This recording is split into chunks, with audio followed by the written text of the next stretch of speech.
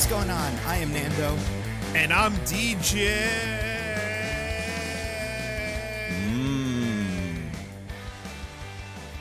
And I'm Diggins.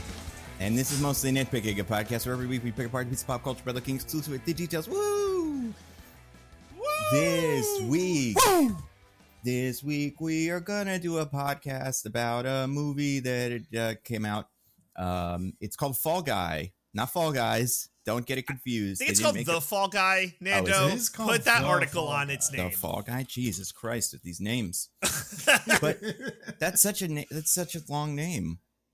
I guess What? Fall Guy is too much. 3 whole words. Yeah. They're all 4 letters or less. Yeah, and all one syllable. So, you know, Too much. pretty good, actually. Actually, solid movie title. Solid title. Is it the best title of the year so far? I mean, better than Madam Web. You got Madam Web. You got I really like the name Challengers. Like, I just like a good, like, that's a good name. It's like Challengers. It's one strong word. You're not quite sure what it means, but you're there. I really like Challengers. What about Unfrosted? What do we think of that? That's a good name for anything, right? The problem with Unfrosted, Nando, is that the woke came out and punched it right in the face. They came and they said no. And they went back in time and said, Jerry Seinfeld, I got an idea for some bad jokes. And they forced him to put him in the movie. It's bullshit. Why would he do that? Why would they do that to him? Who's so nice. Yeah, It's a shame that I the heard woke that killed Unfrosted. I hear that happened about 17 years ago. The woke went back in time. So if you want to know more about that, just Google Jerry Seinfeld. Jerry Seinfeld 17 years. You'll find it. I thought that was a B movie reference, but it's also that other thing. But I also think B movie might have come out 17 years ago. Was it 2007? It's got to be. Oh, maybe he'll revisit it soon because now Yeah. it's It's peak 17. It was 2007. By the way, I there just was- want to say allegedly. I want to sprinkle some allegedly on Well, there. It's with not this- allegedly. Nothing We alleged about know it. he did do that. All right, Yeah. fair enough. Okay, All if right, we're looking at best titles for this year, there are a couple that are actually good. Kind of. You got Monkey Man, that's pretty memorable. That's good. The Beekeeper, that's pretty memorable. I don't love the title Love Lies Bleeding just because it's a little generic, but it's interesting. We have the 2 Ghostbuster and the Godzilla movie that both had Empire in them. That's kind of interesting. Mm-hmm. You know, I like that. There Are was they Imaginary. interesting on their own. No. Well, I don't know. That other one is the Godzilla is the highest grossing Godzilla movie ever. Did you guys see this? Good for it. That's I know. amazing. Imagine if it was good. I'm- It would have been so much better. Would have made all the I money don't- on Earth. I don't have to imagine that, Nando. I already live in that world. Yeah, that sounds nice. We had Imaginary and Immaculate this year. That's kind of interesting. By the way, I watched And we had Immaculate. If. Or no, not Immaculate. I watched Imaginary. We should do Imaginary one of these days. That looked like it was probably insane. The ending, you would never believe what happens. Maybe like halfway through that movie. People that have seen it know what I'm talking about. But yeah, we those were pretty good. You know, there's like Abigail. It's kind of interesting because it's like, ooh, what's that? That's just There's a name. Night Swim. Oh, Night Swim's a really good Night Swim might be an title. all-time title, Yeah. actually. I think it's gonna be hard to beat Night Swim. I'm looking at a list now. Yeah, like I do think Beekeeper was good at creating something kind of memorable. I think Challengers. I think you're right about Challengers. I think there's something there. Yeah, Monkey Man. Looking at some of the others, I'm trying to think if there's one we've forgotten. Like Garfield hasn't come out yet. Kingdom of the Planet of the Apes. Yeah, like It's too Argyle, wordy. Tarot. It's a lot in the mouth, you know? Like, And the like, Planet of the Apes movies just all sound the same. So you have to, What are you talking about? There's Planet of the Apes. There's Beneath the Planet of the Apes. There's Escape the Planet of the Apes. There's Battle for the Planet of the more. Apes. Yep. War for the Planet of the Apes, War for the Rise Planet of the Planet of the Apes, Dawn of the Planet of the Apes. That's the one. I hear everybody has that problem, but Rise and Dawn, similar, you know? Well, it's because Dawn is the second one and Yeah. Rise is the first. Right. Yeah, they Which is shouldn't have done crazy. that. It is crazy. You want a bad title? How about this one? The Ministry of Ungentlemanly Warfare. Remember that movie? Again, too mouthy. Yeah, I I think kind it's of too meant much. to see that because I was sort of interested, but I never ended up seeing it. And now it's gone. Yeah. Drive Away Dolls. That's a fun title. That was a fun Shrek 2 title. 2024 re-release. That is a title that I like. That's the full title. You have to say that when you buy the ticket, or they won't give it to you. And he changed the movie. So every time it's like, hey, every time they say Shrek 2 2024 re-release dunking. Yeah, every time they say Shrek, they replaced it with that. And I mean, it's tough because they had to get Mike Myers to re-record all of his lines, but that Pantaveret show didn't really take off, so he's available. Yeah, what is he doing? Yeah, Eddie Murphy, what's he busy with? That Christmas movie we watched and forgot about immediately. Remember that? That wasn't because I wasn't there. I'm on the record. Yeah. I liked it. I liked that movie. Yeah, it was okay. What about The Mummy 2024 re-release? That's a good one. We gotta do that one of these days. The listeners didn't force me to do it, so I didn't watch it. I know, it's a shame. Speaking of that, I do have some suggestions from listeners that we'll have to talk about. But for now, let's talk about some other things. These are some newses. Got a lot of news this week. So I'm going to go through the quick one first, and then we'll do the other ones. James Gunn tweeted out the Superman costume. Did you guys see it? Yep. Yeah. What'd you think? It's fine. Is it bad? Yeah, I don't have much of an opinion. I don't really have any strong opinions about Superman costumes. Yeah, it sure does look like him, though. It does have a Superman S on it, and his little hair doing the thing. The hair thing is nice. He has the fascism collar. I'm not a humongous fan of that, but whatever. He's distressingly unworried about a giant lava lamp destroying Metropolis behind him. Green Lantern's got it covered, Also, Metropolis kind of sucks, right? Oh, no, it's a nice city, but no one told him Ryan Reynolds has escaped to the MCU. Oh no! Yeah, you said. Well, that's the end of the movie. Ryan Reynolds goes, "I'm going to be Green Lantern now," and goes through a portal, and then everybody in the Superman verse tries to push him out of it, but it doesn't work, and he stays in there. But yeah, I don't know. He's got a very nondescript apartment with no furniture in it and a chair. That's nice. It's where he hangs out. It's the pad. Yeah. It's got big old boots. He's got boots that are big. It's his fortress of solitude. Yeah. That'd be funny if he had that would be the kind of thing that a really bad one of these would do in maybe 10 years when it's all too ironic. He would have Fortress of Solitude written on the front of his door into a gauche Manhattan apartment or something, That would it would be the name of his Wi-Fi network. Oh yeah, that would be pretty good. Oh, what would the password be for that? Was it be Kryptonite? Is that 2 on the nose? Brainiac? He's had passwords to stuff before, right? What was the name of the ship? Is that could that be a thing? I don't think the ship usually has a name. Baby Rocket. Jor-El. Name it after your dad. Too much? I don't know.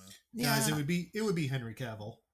Ooh, that's pretty good. Yeah, no, it would be what would it be? Batman sucks or something like that. Because isn't that Batman's password in the Lego Batman movie? It's Iron Man sucks or something.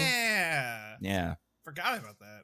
Yeah, that was a movie. I love that movie. It's a great except movie. for that part. That part was mean to Iron Man. But yeah, they're making a Superman movie. It comes out in about a year. Are you guys excited for it? No, I refuse. That's fair. Because then I can only be happy, right? If I set no expectations, I will just come out of that movie being wow, what a great time. There's movies that I've had low expectations for and that have it hit that number exactly and somehow not made me happy. Below, yeah. For my own mental health, have become entirely a creature of the present. Anything that does not exist at this exact moment is not real to me. So I can't be excited or not excited about it because it doesn't exist. I love that. It's pretty cool. Speaking of things that do and do not exist and the present moment, DJ, you wanted to bring up one piece of news before we get to the main news that is the crazy news. But you want to talk about the feud of the week? Oh, yeah. I thought this is the crazy news. Okay. No. Yeah. So we are 3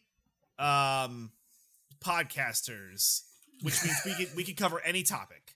We're That's not where I thought that sentence was going. And me neither. I'm really working on the fly here, but we don't normally cover music on this podcast, but that doesn't mean we're not able to because we're professionals, right? I mean we did Cats. Yeah, we've done musical movies before. The shitty little Aladdin remake they did too long ago, 3-4 months ago or years ago. where that guy definitely got a hand job in my theater. We all know it was happening. He was in the front row, and I was like, that's under the jacket, obviously, but obviously, yeah, you got to class it up. Yeah. But so because we're experts, who better to chime in on the right now boiling Drake and Kendrick Lamar feud than your three favorite podcasters who talk mostly about movies and who are also, I must stress this, all white. Well, yeah. I mean, I wanted to say about movies, like some of these guys are in movies sometimes, right? Like Kendrick did the soundtrack for Black Panther, at least the first one. I think he might have done the second one too. I mean, we're theoretically this podcast is a pop culture podcast, right? Nando says that at the beginning. Music is pop culture. So, we're going to talk about this by looking exclusively at the details or something. Yeah. Has Drake ever been in a movie we've done? He's probably shown up in some home movies at like children's birthdays parties. Oh my God. I mean, there are plenty of movies of that where he brings a little girl on stage and then gives her a big old kiss. They've been going around this week. And then he goes, how old are you? 17? Yeah. Damn. You're really hot for 17. What's the deal with 17? Guess I shouldn't kiss you again. But I'm gonna. And then he goes in and it's not on the cheek. Mm-hmm. So who better to talk about this incredible feud than your favorite boys? So I wanted to ask you guys. So if you guys aren't familiar with the Kendrick Lamar Drake feud, Google it. Because I'm not well equipped to cover, the whole thing. But what I can say, and this kind of want to be our entry point into this, is because this has seemed to be at least, in a time where Twitter is more or less dead, and the zeitgeist is also dead. This has become like a singular focus for a lot of the quote unquote pop culture, into where everyone is talking about this, even if they shouldn't be, like the three of us. So I wanted to ask you two, what was your entry point into the feud? How did you learn about it? If you have any interesting takes on it. I have like one, but I just wanted to get like, how did you guys come into the feud, and just like how did that experience happen? Diggins, why don't we start with you? Yeah, sure. I mean, I had seen people like tweeting about it, but I didn't really get in until Meet the Grams, which was Kendrick's third song. Second. Yeah, second in the song. recent, like, if our starting point is Euphoria, if that's the kind of point zero for this, like, there's stuff before Euphoria, but that's kind of like our most recent point in time for the feud. Meet the Grams is the response to the response, I guess. So I had seen people tweeting about it, but then people were blowing up even more about Meet the Grams. So I was like, I'm not doing anything. Let me throw this on. And I proceeded to listen to a like 6 or 7 minute track where Kendrick just goes through like, I hate you. I want you to die. Mm-hmm. You're a terrible father. Hey, Drake's son, I want you to know that it's not your fault that your dad's a piece of shit. By the way, Drake's secret daughter that nobody knew about until right now. Same to you. By the way, Drake's parents, your son fucking sucks. And also, you did bad, but, it's kind of not your fault because he's just a piece of shit. Anyway, like I said, Drake, I hope you die. Also, you might be a pedophile. More on that later. Yeah. Didn't we know that he had a secret family? Wasn't that in a previous like rap The feud? Son came out in the previous feud. I was confused about this. Also, there's a daughter. Oh, now they can hang out. So did you go deep on this, Diggins? Did you like deep dive this like feud? I learned a lot, yeah. Okay. Because I was so delighted. There's nothing in this world I understand more viscerally than being a hater. Mm-hmm. And I was in awe at the purity of Kendrick's hate. Yeah. Okay.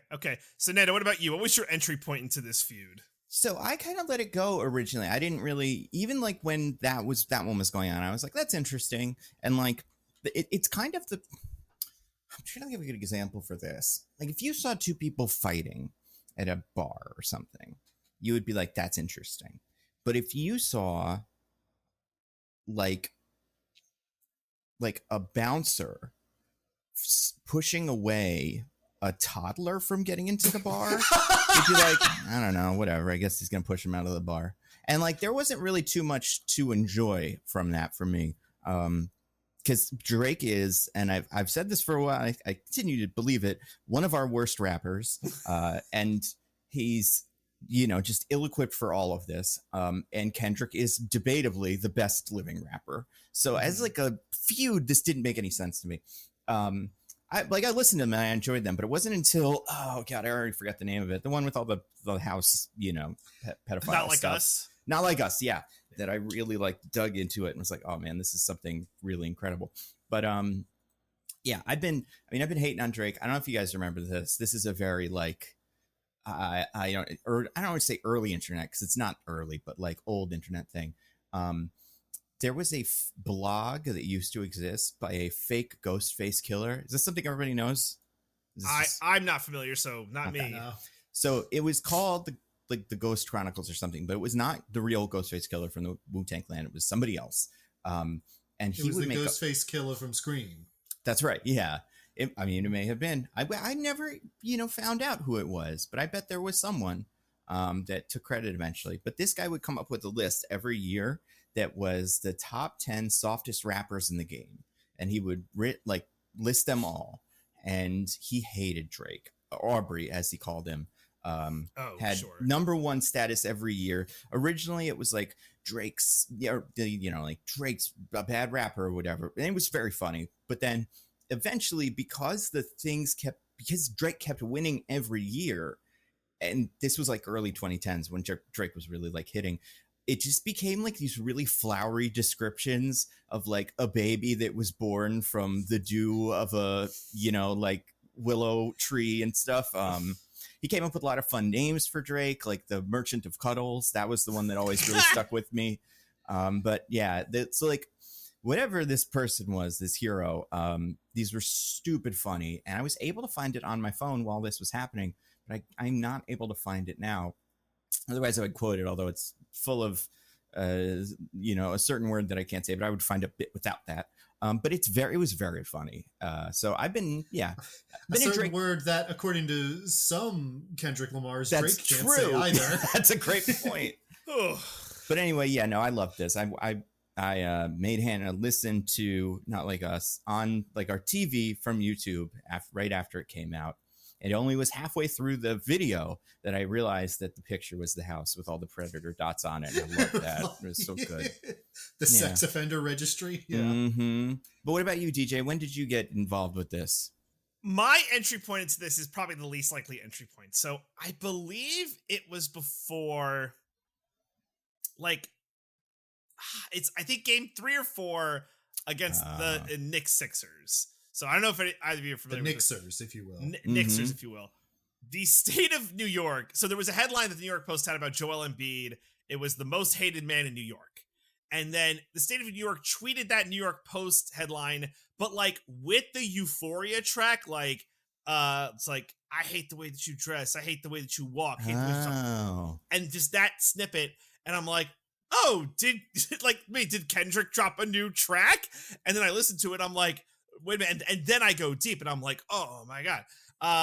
So like it was just from like a weird, like random, I found this song because the state of New York made a funny joke.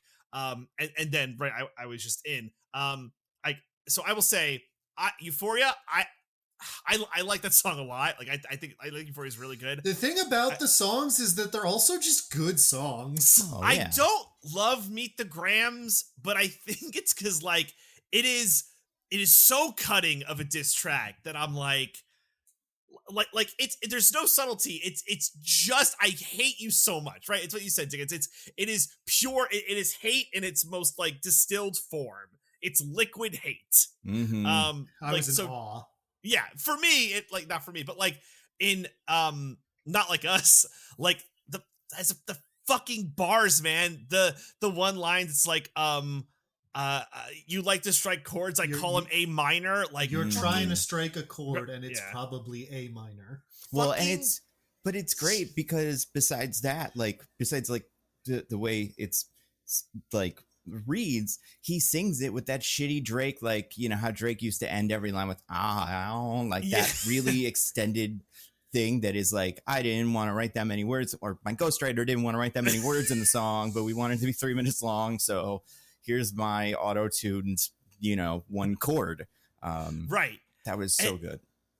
It's just, and I also listen to Family Matters, and like, I don't know, I didn't hate it. I'm like, all right, Drake's like stepping up and like he's making a good fight, but it's just funny that it doesn't matter.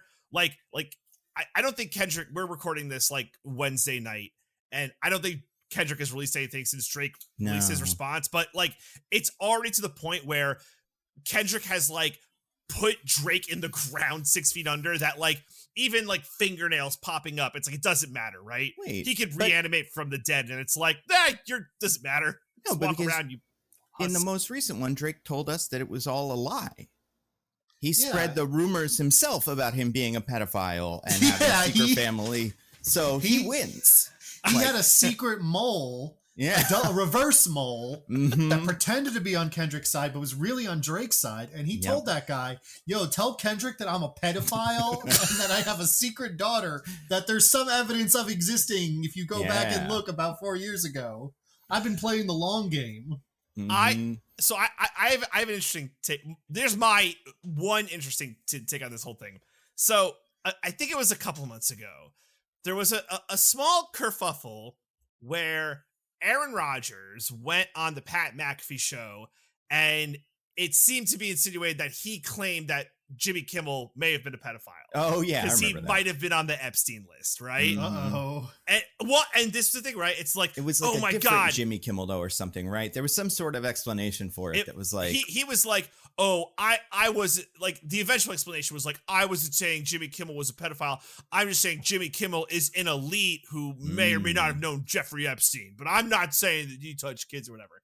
But at the time, it was like, oh my God, Aaron Rodgers went on television and claimed someone was a pedophile. That is something you could not do. It's crossing the Rubicon. You could not even insinuate that someone might be a pedophile, or you could go sue that person, right? It was like, can't do it. But like Kendrick's like, yeah, this guy's a pedophile, and everyone's like, cool. Well, DJ, much like when Hannibal Buress did that set on Bill Cosby. Yeah. Well, the thing is that we have a lot of evidence that there's something there.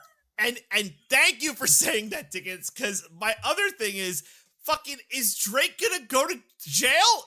Because, like, when Hannibal Buress is making jokes, it's like, ha, ha, ha, Hannibal Buress is making jokes. Fast forward, I don't know what the timeline is. It's like, I guess in the 7 to 10 year time frame, whatever that was, Cosby's in prison.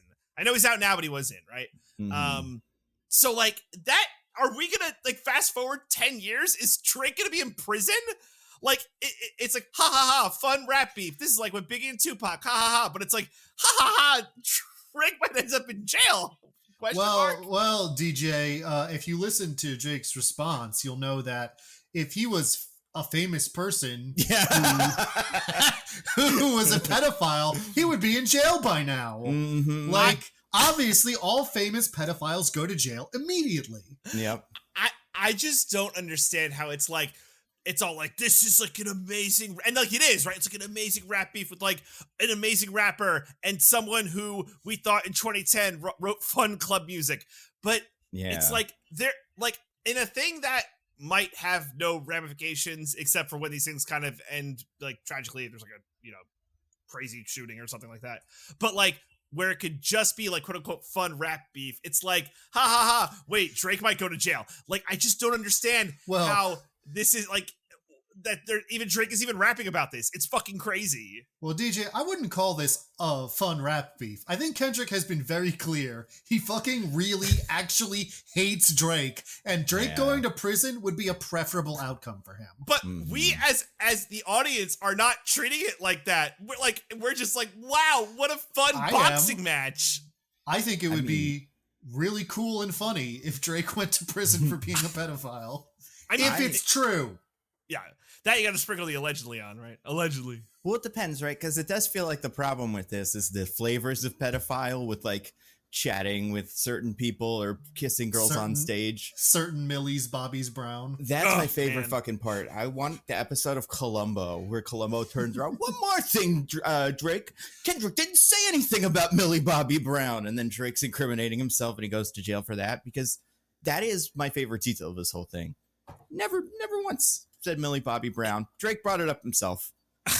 That's the other thing, right? It's like there is some theoretical back and forth that has happened, but like Kendrick could have just released like 3 tracks about Drake, how I hate you, and you're a pedophile, and Drake's like response could just be like, fuck Kendrick Lamar. He doesn't know anything. He's jealous of me. He wish he were as famous and rich as I were. He's talentless, blah, blah. And like not rap that, just say like, don't like, he would make like the boring like Drake response, right? Like that's not how rappers beef. Rap like this theoretically is how rappers beef, but it's a dumbass move for Drake. He's really stupid. Well, DJ, you see, he knew that this Jeff Epstein shit was coming, which makes me question, why did you know that, Drake? I mean, what made you know that? It's just public knowledge. Everyone knows these things. I mean, to be fair, we've all known Drake was doing stuff like this for a while, I guess. So technically Drake was right. I remember hearing about this years ago as Drake being a big old creep. Then it's the Hannibal Buress thing where someone just has to shine a big old light on it, and then, you know, people are talking about it. Well, and it's like, it's fun when the medium is not just like, that guy did a thing. It's like comedy or music. It's like a thing you can enjoy at its core, but then there's this like secondary, like, wait, what's going on here? I guess because we're too small brain to just like take in the information as it is. We need like a fun song. So maybe that's how we get all this like cool news about, you know, certain former presidents on trials. We make fun songs about it. We need Kendrick to work round the clock 24/7, make a song about every pedophile in America. Yeah. So they all get arrested. And didn't we have Eminem writing very, very solid diss tracks for our president, Donald Trump, back in 2016 or whatever? Do you guys remember those? Oh, right. Like, Donald, you're stupid. You don't like anybody. Like, it was just maybe that happened. And then for a while, everybody was like, probably shouldn't do these anymore, right? And this is just enough time has passed that Kendrick's like, I think it's cool to use a diss track again. And now in Eminem's defense, he also did a diss track on Machine Gun Kelly so hard that Machine Gun Kelly stopped rapping. Yeah, he's like, I do guitar now. I do punk rock now. That's what I do. I gotta say, and this will be for later, but you know, we have the diss track in old medium that is back. We also have roasts in old medium that was like dug up, and that's back too. So maybe just old things are back. And maybe that's what's going on. Hater culture is on the rise. Yeah. The American people are rising up and saying, I have the heart of a hater. And is that not like a good, for too long where we just living a Demolition Man style society where it's like, oh, we're just no cursing and we're all proper utopia, but like in the basement, like everyone's just like eating rats. Like, oh, I want this so bad. And like, that's what we need. We need that like subculture to come up and be like, it's okay to say fuck. And this guy's a pedophile. Drake got this popular, you know, we clearly have not been hating enough. Because he was able to rise to fame. If anything, there should have been more of this happening. And then, you know, in 2014 or something, he would have just quit forever. But so you're saying we need more haters? I think the right hater aimed in the right direction, it could be quite helpful and cool. Okay. And I mean, like, man, Drake is just like the perfect target for something like this. Because he's so famous, like, and everybody knows who he is, but he was never good at rapping. Like, that's the best part. It's not like, oh, you fell off, Drake, you've lost it. He's always stunk. So, well, he was writing music for like the lowest common denominator, right? Like 17-year-old girls.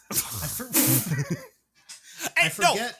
There was another rapper who said this. It's Walmart music. Yeah. It's Walmart. Nando, even to that point, right? You can write music for 17-year-old girls and like not be into them, right? Like you could totally like write Taylor music. Swift.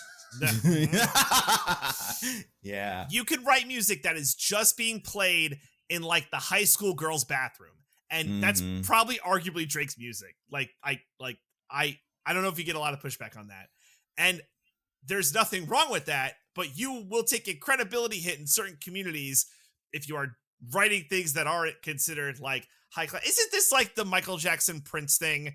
Like Prince was like the people's. No, it was like the high-minded, like, oh, he wrote like the good, like curated music, but Michael Jackson was like the uber famous one. He's so fucking famous, right? That's like and Kendrick also and Drake. a pedophile. And also pedophile, yeah. I mean, maybe there's something there. I don't know, man. Allegedly. Allegedly. So like maybe that's it, where it's like the I don't know, like, okay, here's a question for you guys. Drake has probably ungodly amounts of money. Yeah. How much money would you like give up for this to never happen to you? Like theoretical money, mine isn't like the hundreds of millions. Just take it away, even by percent. Take away 85% of my money. I would never want this. Like if there was a way where you could show up to Kendrick Lamar with a check and be like, "Don't do this to me." Basically, like how big a check would I be willing to part with? Yes, all of it. Yeah, every cent. I can make it back. It's true. Yeah, like just take it. Fucking take it. I don't know. I think at a certain point, it's like, I mean, and he does have all the money. He does. That's what I'm saying, right? Yeah, he's quite rich. And like you never want this to happen. The pedophile accusations on top of you have been shoved into a locker 30 times. Everyone is laughing at you with your pants down, and no one is on your side. And then he nuked the locker from orbit.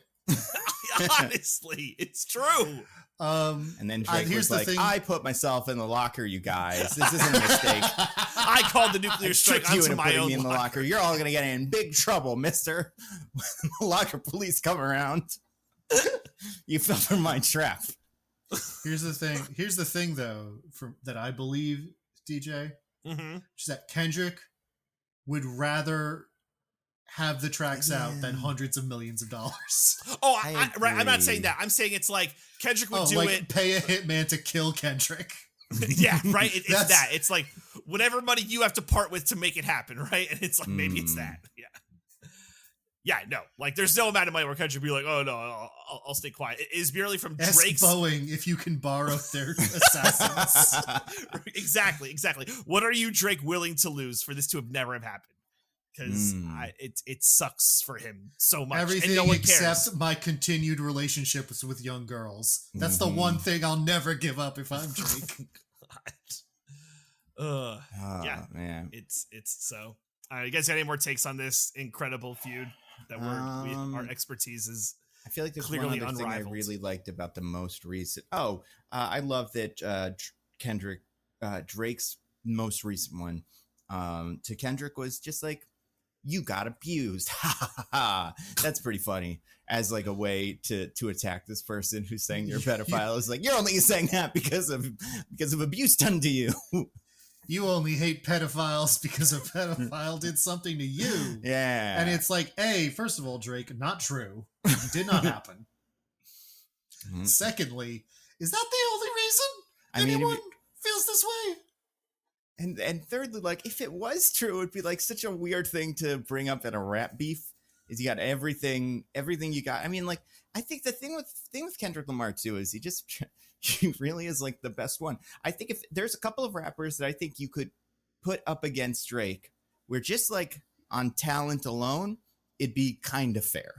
Justin Bieber, for instance, if he wanted to do rapping. He could. Machine Gun Kelly would get back in the game. Yeah, I'm trying to remember. Like, I don't know who's pretty bad right now. But like in that situation, I think it would be maybe a little bit more interesting just to see what the best Drake could do was on balance. But like, just nothing he could do would even, he couldn't lay a finger or a glove on Kendrick. It's incredible. I would say if you're someone who probably wants a more in-depth like kind of breakdown of this, I think for people who are much well versed in this area from more of like a music and quote unquote culture sense, not just the pedo stuff, Hot 97 has a really good breakdown from their morning crew that kind of breaks down this beef on YouTube. That I think it went up like a couple days ago. But if you should go to Hot 97's YouTube page, if you're not familiar, they're a hip hop and rap radio station that is based out of New York, but they've kind of branded out besides that. But they have like a lot of good stuff that you could deep dive this if you wanted to. That's what I've been using to educate myself on shit I don't know anything about. I just think it's crazy that Drake might go to jail. I mean, we'll see. I would love it if it did, and then this, like, they brought Kendrick in to rap as part of his testimony or something, you know, like, Kendrick, it's here in verse 1, you stated this thing about Drake. Can you repeat that? And then they play the beat, and then he just does it. I don't think they have reverse character witnesses, but it'd be great. Like, I mean, they totally someone do. who would just talk shit about someone. You can have someone come on just to speak to a person's low character if it's related to the crime.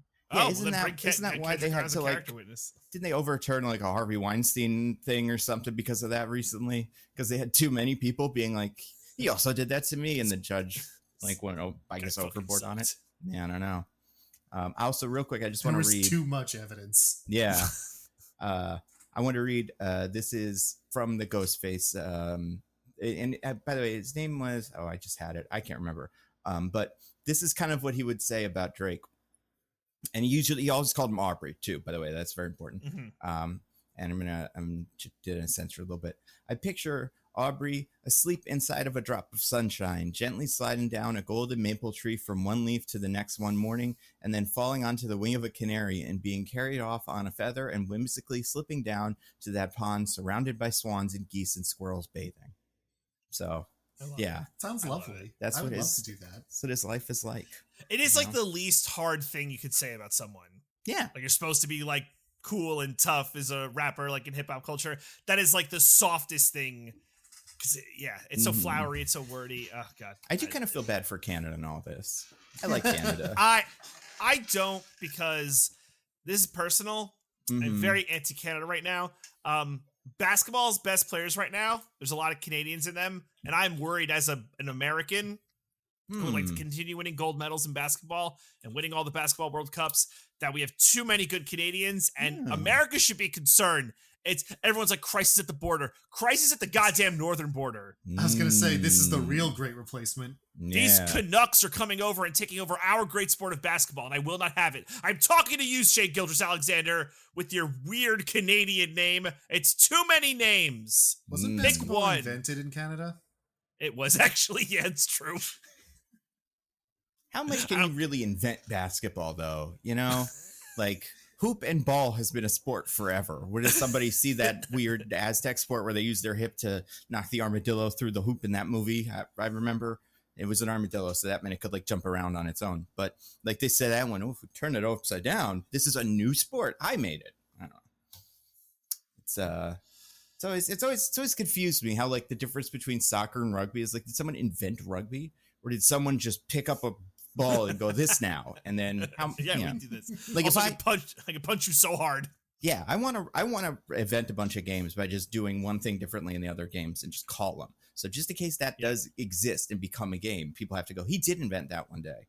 What if hockey, but on street? Yes. Nice. Yeah. We need whatever what if hockey, but on like bowling ball surface? I don't know, like what the next thing of that is. That'd be fun. I mean, it'd be slippery. Right. Yeah. Just like hockey. Yeah. Just might like have hockey. something. You might even not notice it. They'd be getting caught in their skate. Would they still skate? Probably not, right? Maybe we could put like towels on their feet, and that's how they slide around. Or rollerblades. And we've been, this is rollerblades. There's hockey. Already roller hockey, unfortunately. I watched Rocket Power. They played that a lot. This is why we had to do this earlier. This is why that guy who picked up the Apple cart and was like, basketball's this. He had the right idea.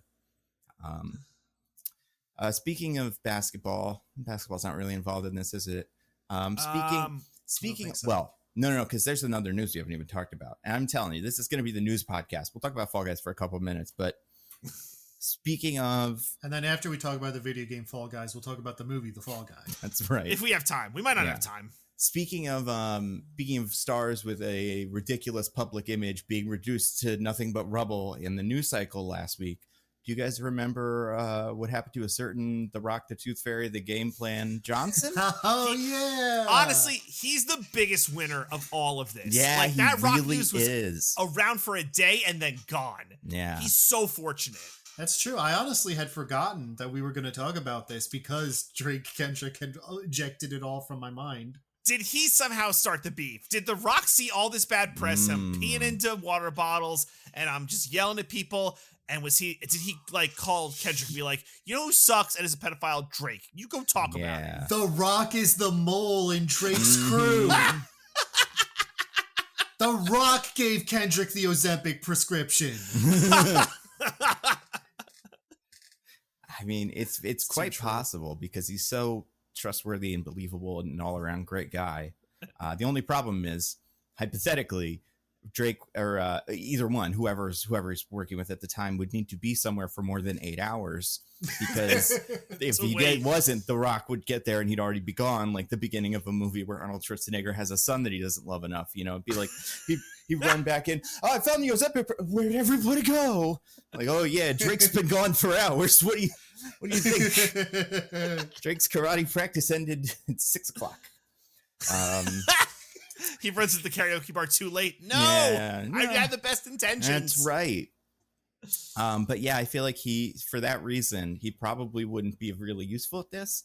But maybe he knows them from that time he did rapping. Remember that? It's about grind. It's about power. It's about putting in the hours. That time he rapped in front of a big green screen or whatever, where none of the other rappers were for some reason. I think about that every couple of days. But yeah, this week we learned that apparently all the movies he makes are weird now.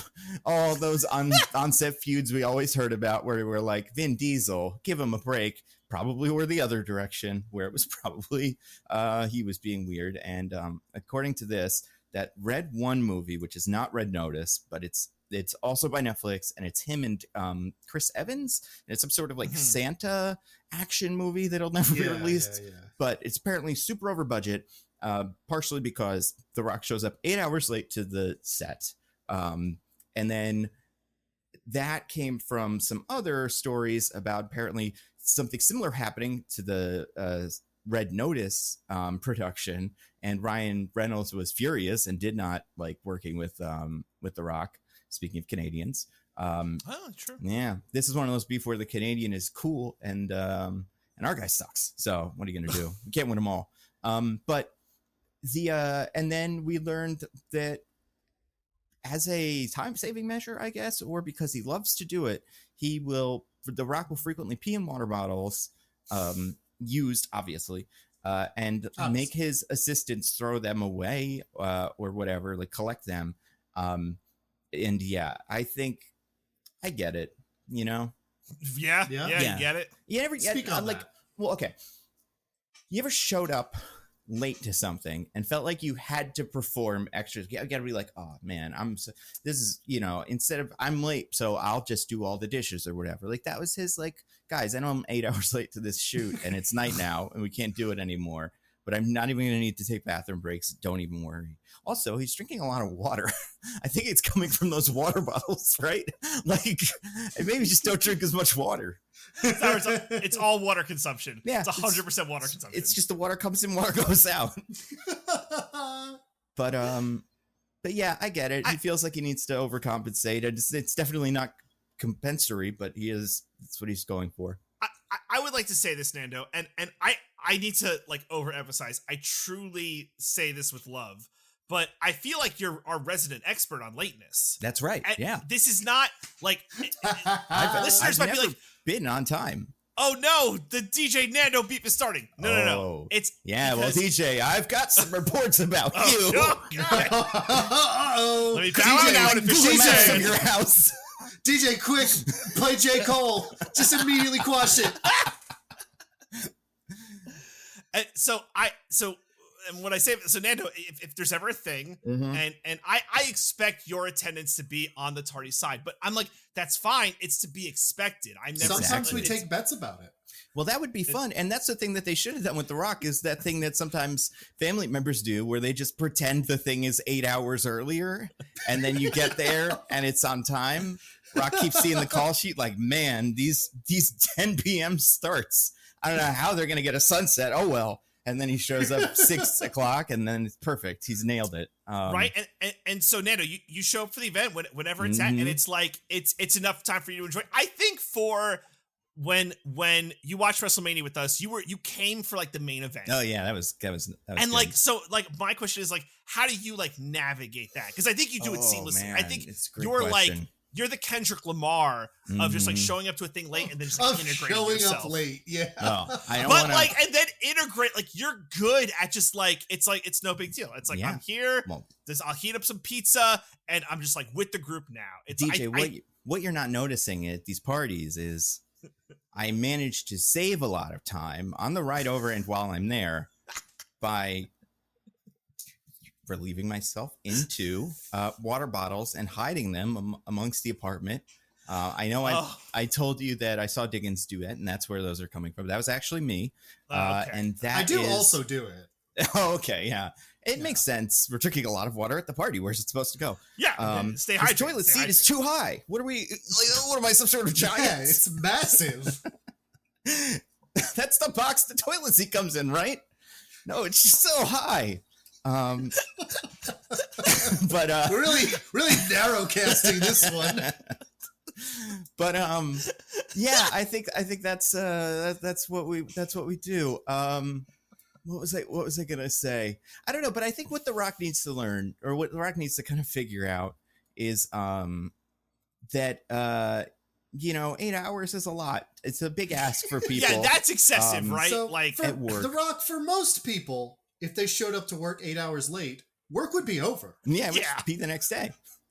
Whatever, it's like everyone's gone. They'd also not have a job anymore. Yeah, right? It's not a luxury you get to enjoy. But The Rock, here's my question about The Rock in this, right? Like, so what happens? Do they plan 2 shoots? One if The Rock shows up, and one if he's not there, where they could get a lot of coverage or something? Like, just because if I knew one of my stars just probably wasn't going to be on time and would probably miss the whole day, I would just plan a different shoot that would make a different movie or something. What I'm wondering is like, it was this a well-kept and known secret in the industry? I don't think much so. like you, Nando, where we prepare for your arrival at an undetermined time, but before it's over, right? Like we know, did they do that for The Rock? So from what I understand, I mean, if it was a big secret in the industry, they were keeping it from Ryan Reynolds, his co-star in the Red Notice and stuff, and I'm imagining Chris Evans and whoever's in this other one. But I'd have to assume that when you do a movie with The Rock, you just kind of go like, we'll put him in some of the scenes and they all can take place whenever we want. Like, we're never going to have to set the scene at golden hour. This is one of the reasons why he wasn't in Eternals. As good as he would have been at Eternals, they could never have gotten the lighting right. So they would have had to frame him. By the way, speaking of Eternals, did you see, I saw a rumor that The Rock is apparently up for, and it's probably is not true, the role of Apocalypse in the new X-Men movies whenever they do that. Please make it happen. Please. That's what I've read it, and it's probably not true, but if it is, they should do it. Yeah, like oh yeah. Guys, The Rock is so hot right now. Yeah, you can get him on the cheap, and like everybody knows him as the guy who was kind of Black Adam, and even when he was Black Adam, we were all like, I don't know if we can get away with this. But nobody cared, so we just let it happen, and it's just like let him like create this new weird zone for himself of like Egyptian supervillains, and that could be his lane. Yeah, he's like I bet if they made that movie and he was in it, there would be a scene where he says something to the effect of like, I've been known by many names, Alexander the Great, Genesis, Adam, and then you just kind of keep going, and you'd be supposed to be like, oh right, that's Black Adam. That's cute, but yeah, he I don't know, I guess for him, what would you want to see him do that would be the like kind of mea culpa for this, or like The Rock would get you back on his side? Not that we were ever on his side, but just if he wanted to try. I was for that minute while I was wrestling, man. Yeah, that's true. He really won me over. Well, apparently he was super late to WrestleMania or something. Yeah. This is why you show up late, so you can time your entrance with The Rock. So you only want to see The Rock stuff. don't bother coming to the early parts of wrestling. Roman and Cody were just like working like he is supposed to show up any minute now. Yeah. I guess we'll just keep doing suplexes off the top rope. Jesus. For me, I don't know. He wouldn't make a joke about it is the problem. He wouldn't be like, he wouldn't go on SNL and be like, I know everyone's like shocked that I'm on time, but like for me, that's what it would have to be. Like he would have to make some kind of like self-effacing joke about it, but I know he won't do it. Never. He'll he does die not have first. the capabilities. Yeah. Oh my gosh, yes. What about you, Diggins? What would you recommend The Rock do if you were his manager? If I was his manager, I would tell him to cut the shit and act like a goddamn professional for once in his life. And he would say, I'm peeing in all the bottles. What else can I do? Yeah, I'm trying my best. Do you think he thinks that's what people like about him? We think he's cultivated this image of like a lovable family man who's funny and grins and stuff. And that's why he's so successful. But he thinks it's because he pees in jars and stuff. And he's so quick. He's always on set all the time. And that is the secret to his success. If he ever won an Oscar, he would say, this is for all the water bottles I peed in. They're the only reason I'm here. Also, all the other actors died, apparently, because I won the Oscar. I don't know what happened. Oh, wait, and they didn't give any posthumous Oscars either. So we're not doing that. I guess this scenario doesn't make any sense. 2 years after all the actors died, and there hasn't been any new ones yet. Yeah. Oh, man. Yeah, I mean, I don't know. What could you do? I think he has to, make Moana 3 or whatever, He has to just announce another Moana remake. That's the only thing that can get us back in his good graces. It's now, I know it was a slip of the tongue, but I bet that is the way he sees it. He had to get back in his good graces. Yeah, that is what it is. It's not a problem with him. Or maybe he's like, you know what? For all this, another Moana. We're doing 2. Moana 2 and Moana 3. And if you guys talk about these other things that I've been doing that nobody knows about, we're going to do a crossover with some other thing, the League of Super Pets or something. God help you. I'll voice 5 characters in the same scene. Black Adam, Black Adam's dog, Superman, Maui. Or not you think Superman, I can't do it? Black Adam. Just say I can't do it. I'll do it. Do anything. More. Yeah. Right? Just tell him he can, he will. I mean, yeah, speaking of actors playing themselves in scenes and stuff, you guys want to talk about a movie? It's so meta, you guys, because it thinks it's about movies, the filmmaking process itself. You want to talk about The Fall Guy, the name of the movie that it is? I know that. Everyone knows its name. No one's ever made the mistake. Yeah, let's talk about The Fall Guy. We got about, what are we, an hour in? Yeah. Are we really? Sick. Yeah, I mean, I knew the Kendrick and the Rock thing were too big to, to fail. There was no, yeah. It makes sense. We love giving our peeks behind the curtain. We're a little. It's been a little bit of a not hiatus, but we haven't recorded in a bit. Been a little bit of a drip feed. Thanks to our loyal listeners. Always drip feed. That's what The Rock he says everybody wants from him, but they just now they're saying they don't want it, and he doesn't know what to do. It's like mixed signals are killing me. Exactly. But where was I going with this? Oh, it means that we had so much to talk about. That's what it is. We were bottled up and we had so much to talk about. Like The Rock's pee. We were bottled up. Yeah, that's right. Voss water bottle. Did you guys see the Instagram video he did from 2017 where he's showing off his fancy new shoes and one of his water bottles is behind the shoe? This was from... It's from Full P. You see it, and he says like, "Oh, sorry, I got my my special rock water bottle in there. I'm peeing in it. Like, this is no joke. That's what's in it. It's a real thing." The clues were all there.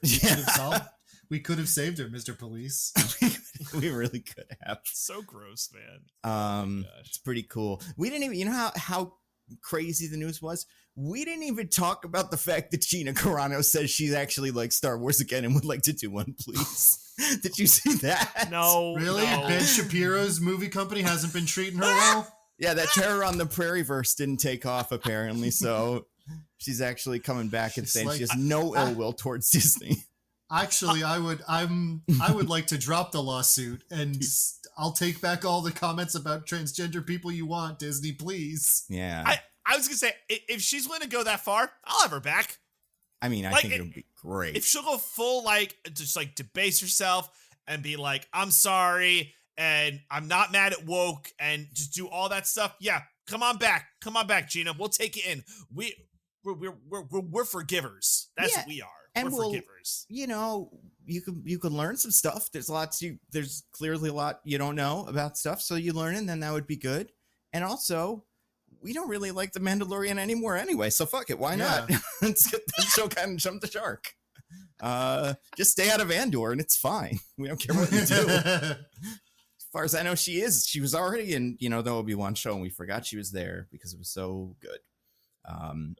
Although there were a bunch of trailers for Star Wars things that I haven't watched yet, so you can never be too sure that she wasn't in something. That's true. She's probably secretly in Tales of the Whatever. Yeah, or that thing where Jar Jar Binks is Darth Vader or something in Legos. Can't wait. Yep. What if Star Wars was interesting? Oh! Wow. Got him. Bam, bam, bam. We did Rebel Moon last week, DJ. But oh my God. Let's talk about... sorry, real quick. There's a great meme. I hate explaining memes, but in the Discord, someone posted... You're going to do it anyway.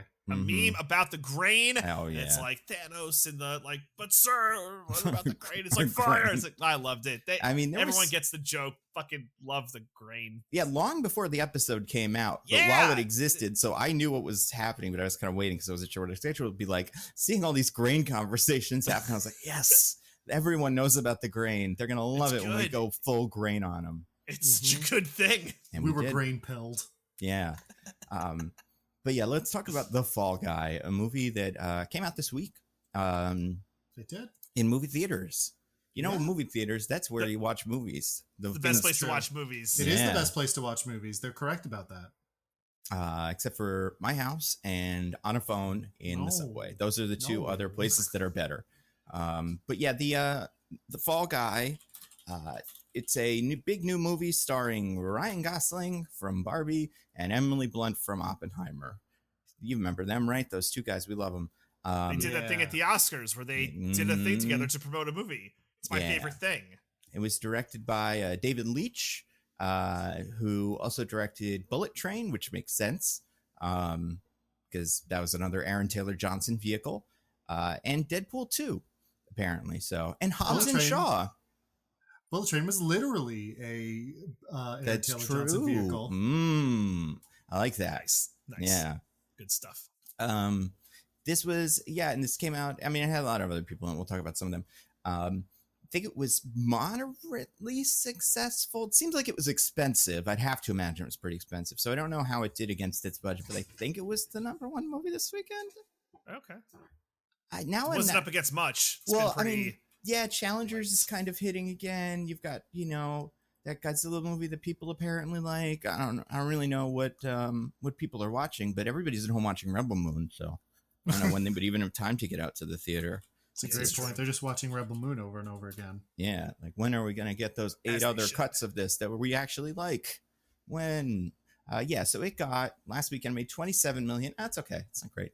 Do you know what the second highest grossing movie of last weekend was? And I'm not sure if this is just domestic, but it doesn't matter. And take a guess. Shrek 2 re-release. Incorrect. DJ? This is not a tiebreaker. This doesn't count for any tiebreaker stuff. Don't worry.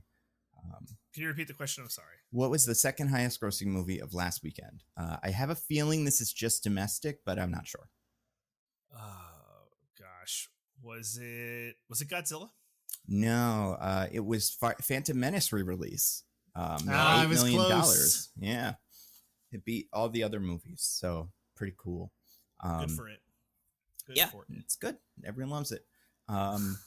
Another re-release. I was close because I said a re-release of a movie that everyone's decided to pretend is good now, even though we knew it wasn't good when we first saw it. What one did you say first?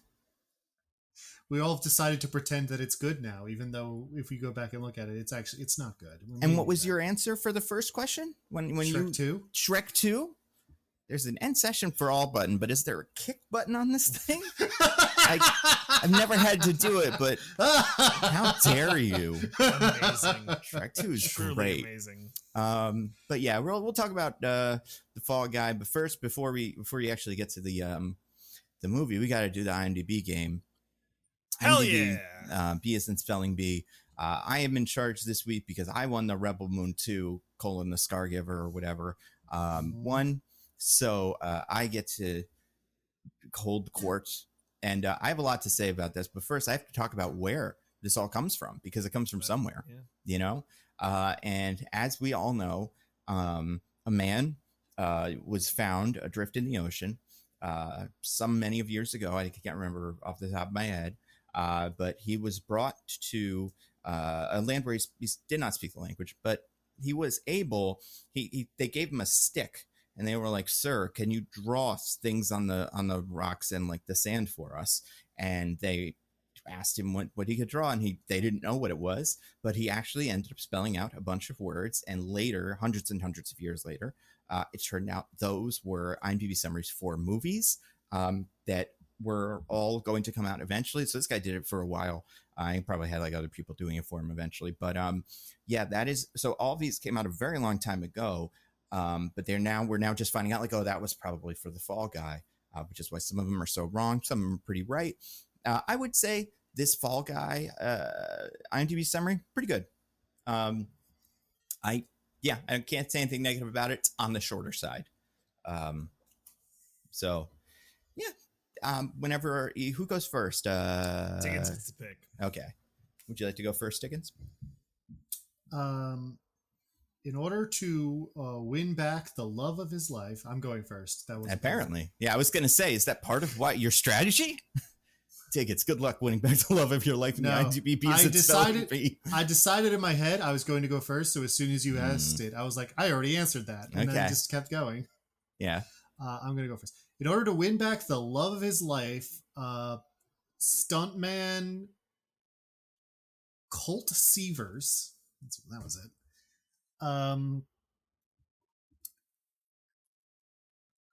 agrees to find the missing star of his ex Jody's new movie before it all falls apart. But he quickly finds there's more to this situation than he bargained for.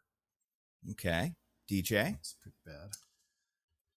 Colt, a stuntman who went through a terrible accident, must work on one last movie to win back the director of a hot summer film when he gets embroiled in a deadly conspiracy. Okay. So I have a winner, but I have a tiebreaker I really like, so we're going to do it. And if one of you if the person who lost, which I won't say who, is able to absolutely fully nail the tiebreaker, which there is no way, but if you are, then that will be, that maybe will change my mind. But okay. This is the tiebreaker. As you will know, you probably remember this. The name of the movie they're making in Fall Guy is called Metal Storm. It's some sort of Dune, Star Wars ripoff thing.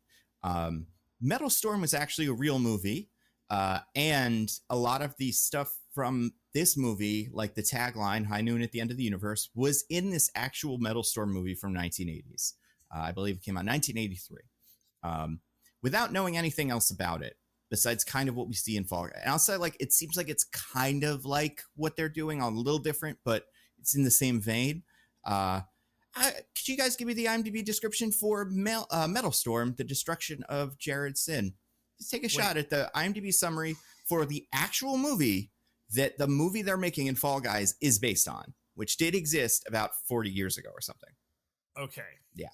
So take a random crack at it, but I want to see if any of you are able to get anything close. Do you want to go first? Yeah, I'll go first. Okay. Faced with the destruction of their planet, a group of rebels led by mysterious cowboy must fight back against their alien oppressors, including the woman he loves. DJ? I'm gonna just go with like a totally different tact. A ferocious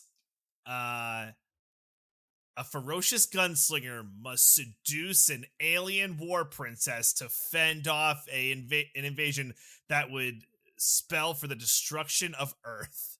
Okay. So Diggins won the Metal Storm summary, Okay. which is handy because he also won the regular summary. It was a pretty decisive victory. I'm going to read the Metal Storm summary first. It's freshest in our mind. On a desert planet, warlord Jared Sin is trying to convince a tribe of mutants that he is their messiah and gain unlimited power hidden in a crystal. Ranger Doggin and his explorer Diana, whose father was murdered by Sin, must stop him. So, yeah, it's more Dooney than I expected. Yeah, that's very Dooney. Also, neither of us really did really well on that one. No, Diggins had something about alien something planet. Used the word aliens. Planet. So that was good. But yeah, not a lot of the words were the same. The real summary for The Fall Guy is a down and out stuntman must find the missing star of his ex-girlfriend's blockbuster film. So Diggins had find the missing star of his ex, and then I think it changed to something. It's about ex who is now the director of a movie. But yeah, that was about as close as you got. And DJ didn't really get any other details that were good. So yeah, Diggins, I would say pretty decisively you win The Fall Guy. I did mention a blockbuster film, although I think I said hit summer film, but you did say hit summer film. What's the difference? It's more about you also mentioned a bunch of things that were important is accident. You didn't talk really about the missing star of the film, which seems to be pretty important. Also, there's a huge difference between those two things. DJ, a hit summer film is a movie that comes out in summer and did well. A blockbuster film refers to the funding and scope of the filming period. So they're totally different descriptors. Yeah, and I don't want to fully... I thought blockbuster films were films that got replaced by amazing streaming services. Because I was going to say. They eventually and just then cannot succeed. Later by not very good streaming services. Yeah. Yes. Because someone was late every single day by 8 hours. But he peed in jars like Howard Hughes, so it's okay, guys. It's not that big of a deal. I was going to say, while this movie may be sold as a blockbuster film, I don't know if I'd see it. If this existed in the universe, I mean, we'd see it for the podcast, Metal Storm. I thought that too. It'd be a fun episode, but I think it could flop. But yeah, Diggins, what did you think of The Fall Guy? What are your Metal thoughts? Storm? Give us Metal both. Storm. Yeah. Give us your opinions on both. So I just saw this today. The Fall Guy, that is. And I had heard it was decent. I'd heard it was fun. So I was like, all right, maybe this will be okay. So I went in. Ryan Gosling's charming. We just found out in Barbie that he's really funny.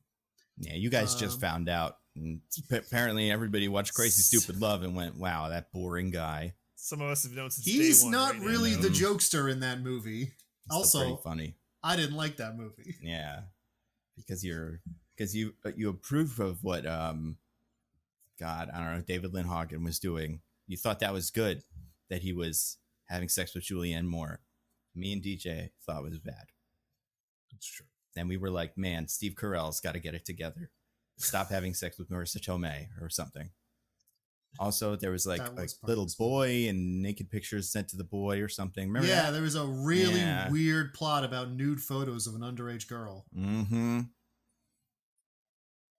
Anyway, talking about this movie, in which none of that happens. Yeah, that's true. Drake never shows up in this movie. No Drake cameo. It's just a shame. So I think when I saw it, I was like, I thought the meta commentary thing got old pretty fast.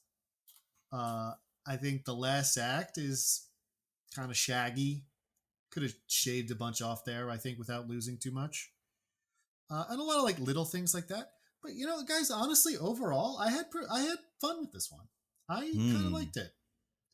I don't think it's gonna be in my favorite movies of the year or anything, but I think it was a kind of a return to sort of old school action comedy sort of thing, and with a heavy emphasis on stunts and physical performances because of what it was. I thought a lot of that stuff was really good. So yeah, I enjoyed this movie. I don't have strong feelings about it, so I don't really feel like I have much more to say, but you got an open weekend. You want to see a movie in a movie theater because it's the best possible way to experience a movie. Yeah, go see it. I think it's good. What about you, DJ, as our loser? You get to go next. I'm a loser. I feel similarly. Overall I liked it. I thought there were parts that were like the split screen scene. I hated it so much. I did not like it. That's where the meta commentary, was That's getting a from little like movies. I don't. Hold on a second. Wait, you Right, mean the scene where there was a split screen, or the scene where they were talking about a split screen? Wait a second, they were the Nando. same scene. Oh. That is annoying. But like it takes what like could have been a great movie into like a good fun movie. Like there are gripes in like specific parts that are kind of annoying, and at some points it's like, you guys know that like Tropic Thunder already did this but better. Yeah. Like the version of let's talk about a movie that is a movie, ha ha, like that is better. Also, have the actor director as part of that movie. Have Emily Blunt direct the movie, or Ryan Gosling direct the movie for real. Yeah. That's fun. Well, I mean, neither of them are necessarily directors, though. Neither was Ben Stiller till he did it in Tropic Thunder. That's true. And Yeah, then we but, all like, learned. Listen, I don't want to create more Vinny Chases in the world. If an actor All is right, not fair. interested in directing, then they shouldn't. I will say this, as I think a film that was like seemed like an ode to the stunt man. Besides, Emily Blunt already has plenty of cautionary tales about actor turned director from her husband. That's true. Yeah. That's a yeah. great She gets point. enough of that at home. She's not gonna go That's to work fair. and then Alright, all that's have to fair. deal with it. Look, she is very excited for If. Very Mhm. excited. I saw her name come up in If, and I'm like, girl, Blink can- twice if you're okay. Did I you see can that trailer, say by the way? no. That Mm. looked interesting. Where was I? Oh yeah, so I think as a film, as an ode to the stuntman, I'm like, good job, movie. That's fun. You made a fun movie. Ryan Gosling is charming and he's great. I'm also a big fan of Emily Blunt, and so overall it's good. The third act stuff, did not care for. Really did not care for the third act stuff. I not to talk spoilers, but no way some of that plays out. Although I wish the end credit scene that was the end, quote, like part of the end of the movie was in the actual movie, because that would have been funny. Yeah. Why didn't they put that in the movie? I don't know. It felt too much like Don't Look Up, where it's like, I will save some for the. Yeah. I don't know. Anyway, I wish everybody died but Jonah Hill in this movie too. That's. Yeah, if only we could be so lucky. But like overall, good movie. I will say this: I don't think it's one you need to see in the theater. I don't think there's anything amazing here where it's like, you gotta see in the theater. It's like, watch at home. I disagree fully. It's a movie that's all about stunts and like big like crashes and booms and whatnot. That's the stuff that plays best on a theater. Yeah, but like, how much are you losing? Well, it's like you got a nice TV at home. You got a nice TV, with a nice sound bar. Wow. You're losing good. so much. You're losing. Yeah, a nice everything. phone in your pocket. Yeah, the speakers on are like pretty good. You can attach those like external speakers, or you get Ooh. some nice headphones or buds, and it's even better. No, Anyway. nobody uses headphones anymore, DJ. Don't you take the train? Everybody just listens with their whole thing going. So we have all the things playing at once. It's really cool. Now, in their defense, the companies did take our headphone jacks away. And nobody's had any time to prepare for that by getting headphones. It's just, these audio files. Anyway. Or those weird USB to Yeah. headphone aux out. I'm just whatever. saying, it's a lot more annoying now. It's fair. It certainly is. I think that is the entire summary of my thoughts on The Fall Guy. Nando, what about you? I didn't really like it. I found the cute stuff way too cute, and I would have a hard time seeing any of the cool stunts because my eyes were rolling too fast every time one of them said something about the movie that was the movie itself. It seems like a movie. Here's my big problem with this movie. I didn't really like the romance at the heart of it. I didn't find that compelling at all. I like Ryan Gosling. I think he's fun, but I just don't think like it's kind of like those what were they, Amazing Spider-Man movies, where like the crux of them was a relationship between Andrew Garfield and Emma Stone, who in that time were dating in real life, so that helped. Right. But still on camera, having them do little crosstalk at each other was irritating, and it made the whole movie kind of not work for me. I didn't really like that either here, where they would just constantly be interrupting each other and riffing and improving. And also I found the story kind of, I don't know, the story was okay. The stunts were cool. But yeah, I feel like it just didn't come together for me. And I also, you know what it is too? I found the characters kind of like, all right, guys, come on. Let's be adults here, okay? Like after maybe scene 3, I was like, what the fuck's wrong with these people? And the fact that continues into hour 2 really like kind of, it's not until the very end of the movie that they're like all on the same page. It's a little much. I kind of liked some of the other players in this a little bit more. Like, and I think Ryan Gosling is good in it. And I think Emily Blunt is fine. I think like, you know, it's really the Ryan Gosling show. Like most of the movie is him. But I did kind of enjoy more of what like Winston Duke and Aaron Taylor Johnson, some of those guys were doing. Even though it was kind of bad, it was kind of fun. Yeah, I don't know. I didn't hate this movie, but also I wouldn't recommend it. It's like what you're talking about with like go see it in a theater. I'd be like, it will look best in a theater, but also is it worth the money and the time? And I don't know if that's true or not. I wonder if there's some kind of difference between the ways we experienced it that would result in a better experience for DJ and I. Taste. I have better taste. And for that reason, as more discerning taste, I like this movie more than I didn't like this movie as much. And I'll say like, I think that like another problem with this movie, and it's not the movie's fault, is I saw the trailers for this movie quite a few times, and that was it. Like this was the trailers, but each scene was like 5 minutes longer, but like all of the big beats were there, so it wasn't like that much more fun, you know? Do you know what I mean? Like it's like sometimes a movie like this isn't a good example, but like Argyle, right? Is so weird that the story's so bizarre that even though you've seen the trailer a million times, seeing some of it play out in the movie is kind of fun. With this, it's like I see it and I know exactly what's going to happen in this movie, and it did. And you know, it's fine, but I don't know. I guess my thing with this one is I didn't hate it. I'm not surprised it's not hitting. And I've seen people online being like, see, this is what happens. We don't support movies that come out, and this is why we only get sequels or remakes. It's like, I think this movie might not be the one we should, you know, go to war for. Not that it's terrible, but it's just not the greatest movie, you know, ever. And yeah, I also think the title is stupid, but I think it's a clever title, but it sounds too much like The Fall Guys, a video game. Is it fine that we just have like a B-level action comedy?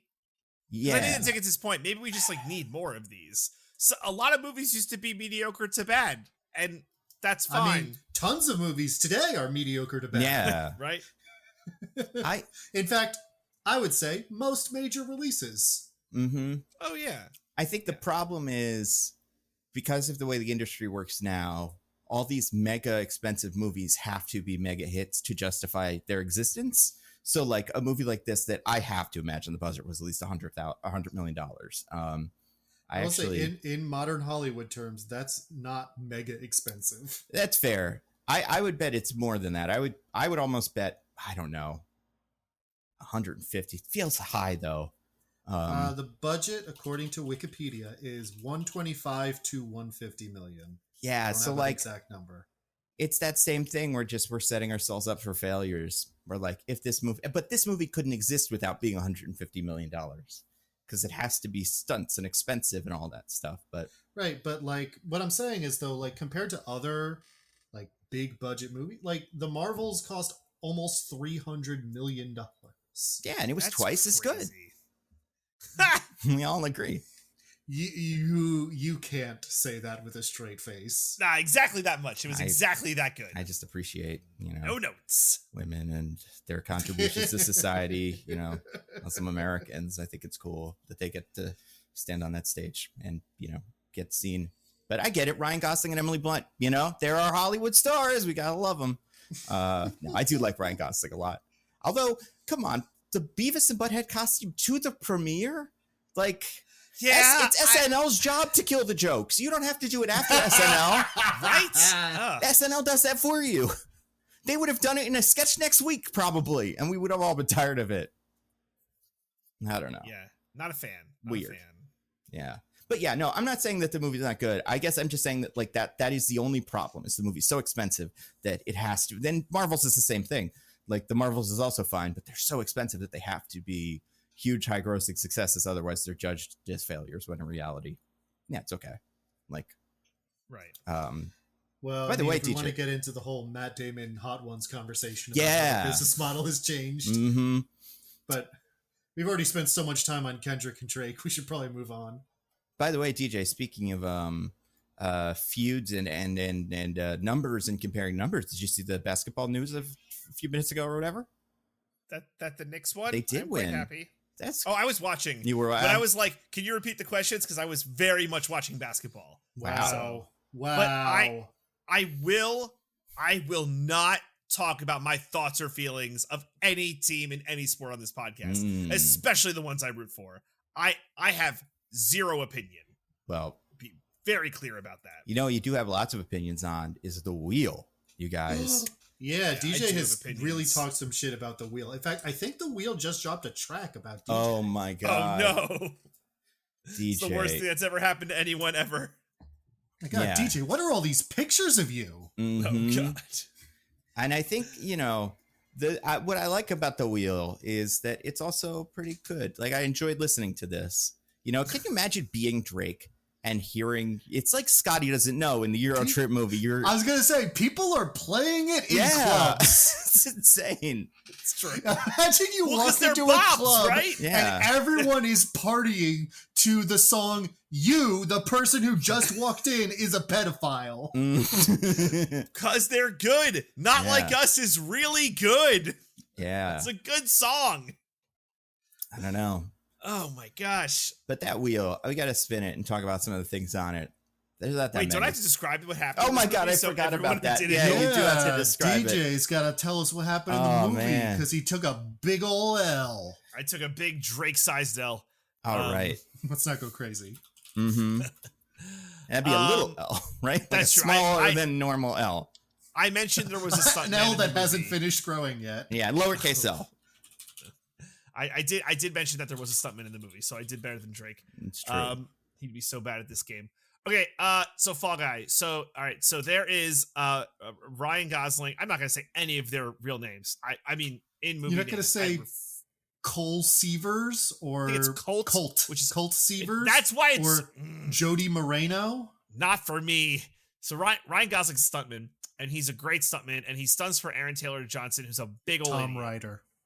Tom Ryder. That one's actually easier than his real name. I don't care. And Emily Blunt is a camera woman on this, camera operator. What do we call them? Women camera people. Camera operator was correct. Okay, good. I'm glad I nailed it. Is a camera operator on this film, and she has a little relationship with Ryan Gosling because who wouldn't? We all would. Every single person would. Does not matter your preference. Don't lie to yourself or your significant other. You tell them, you look them in the eye and say, I would leave you for Ryan Gosling. You all got to put him on your cards just in case. It's not that you're going to do it tomorrow. They just need to know that you would do it if you had the opportunity. Because that's called honesty. Is Ryan Gosling on your card, DJ? Yeah, 100%. Yeah. Okay. But again, it's never going to happen, so it's fine. So he's stuntman. He has a big old bad accident on the movie where it's kind of important, but it's like, oh, we need to do a shoot again because there was too much of your face in the movie. You got to hide your face through the stuntman because we all watch movies. We understand how that works. So he does the stunt again and gets in a big old accident. I'm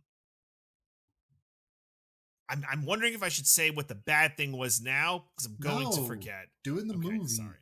I'm sorry. Do the movie order. Do the movie order. Right. Got it. So Ryan Gosling's like, I'm done stunting. I don't want to do it no more. He gets a call from Tom Ryder's producer. I'm just saying Tom Ryder now. This won't be confusing. Aaron Taylor Johnson is Tom Ryder.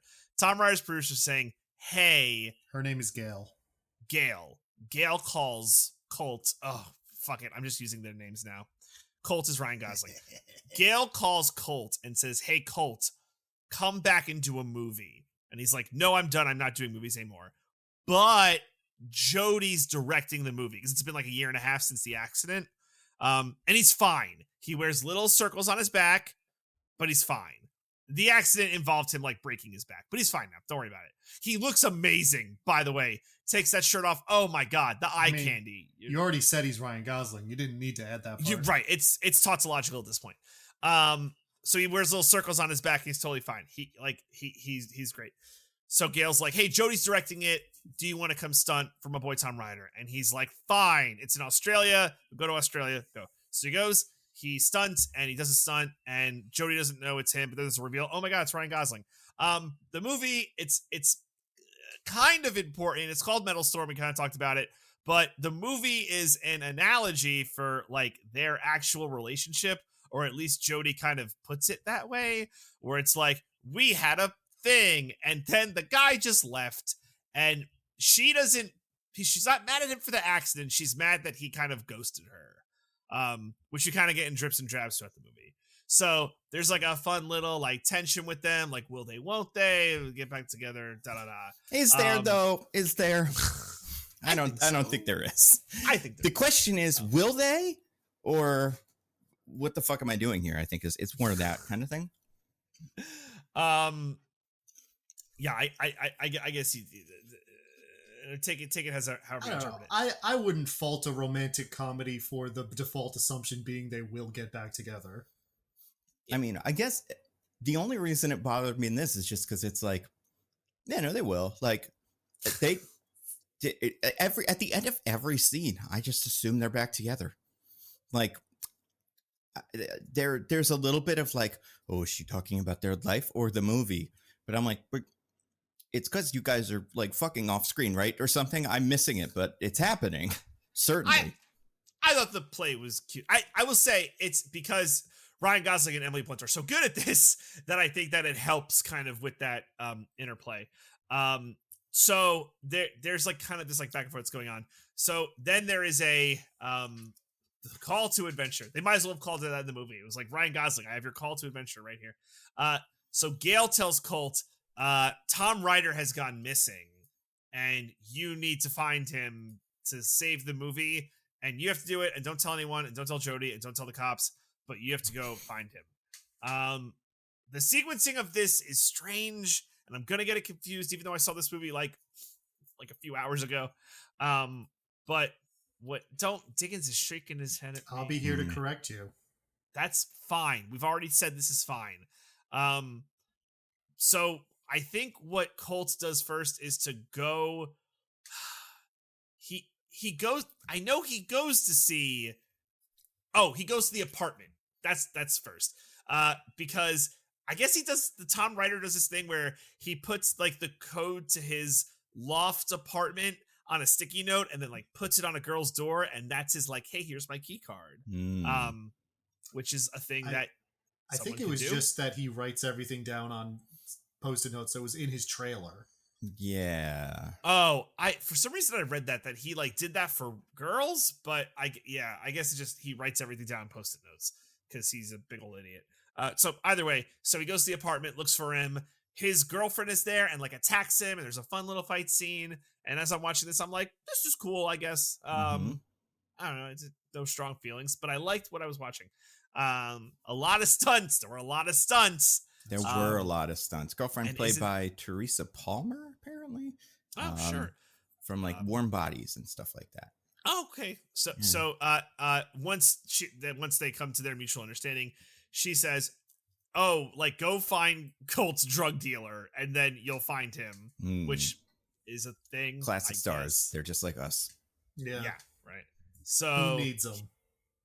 He puts on Colt puts on a big old neon coat and pants and like snow beanie, and he goes to the club dressed like a big old neon man, and he sees a drug dealer, and the drug dealer drugs him and is like goodbye. So he beats up all the drug dealer's bodyguards, and it's fine, and he chases the drug dealer, and the drug dealer's like, okay, this part I didn't even understand while watching the movie. He's like, if you go to a hotel and ask for Kevin and ask for the fruit platter, you'll get a card to his room. Yeah. I think the idea was that was like what he was telling him is that's the code I use when I have to go deliver him a bunch of drugs. Right. So say that to them and they'll be like, oh, you're the drug guy. Here's the key. Right. Because he didn't know what room it was, right? Or something too. Because they changed. They always change the room. Yeah. Because he ended up just kicking down the door anyway. So the key didn't make a huge difference. But yeah. But like it was because I'm like, well, why not the apartment? Whatever. I guess it doesn't matter. I guess you do drug deals. You don't want someone with a big old bag of drugs rolling up to your apartment door where all the paparazzi can take pictures of it. I guess. So, all right. So he goes and he eventually has to beat down the door anyway, which is very silly. But then he discovers a dead body in a tub with ice in it. It's like, oh my gosh, that's crazy. So then just a dead body, right? Nobody important or we don't know who it is. Of note. Do we not know at that point? He does not know who that is. Oh, I thought he did know who that was. No, he never met him. Interesting.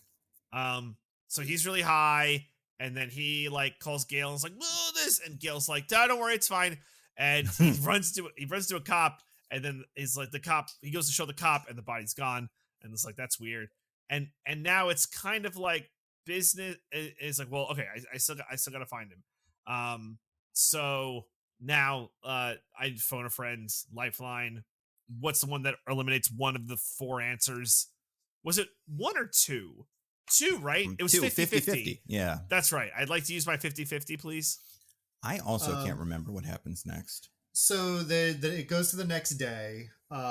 She shows up on set. Tom's still not there, but she's like, oh, but you're here, and you're a much better physical performer than he is. That's right.